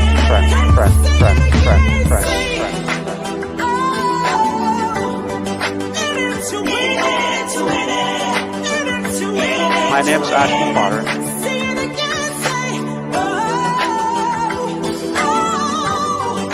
Stop going there. Yeah, Queen of Karma's on there. My name's Ash Mufareh, and I'm your friend.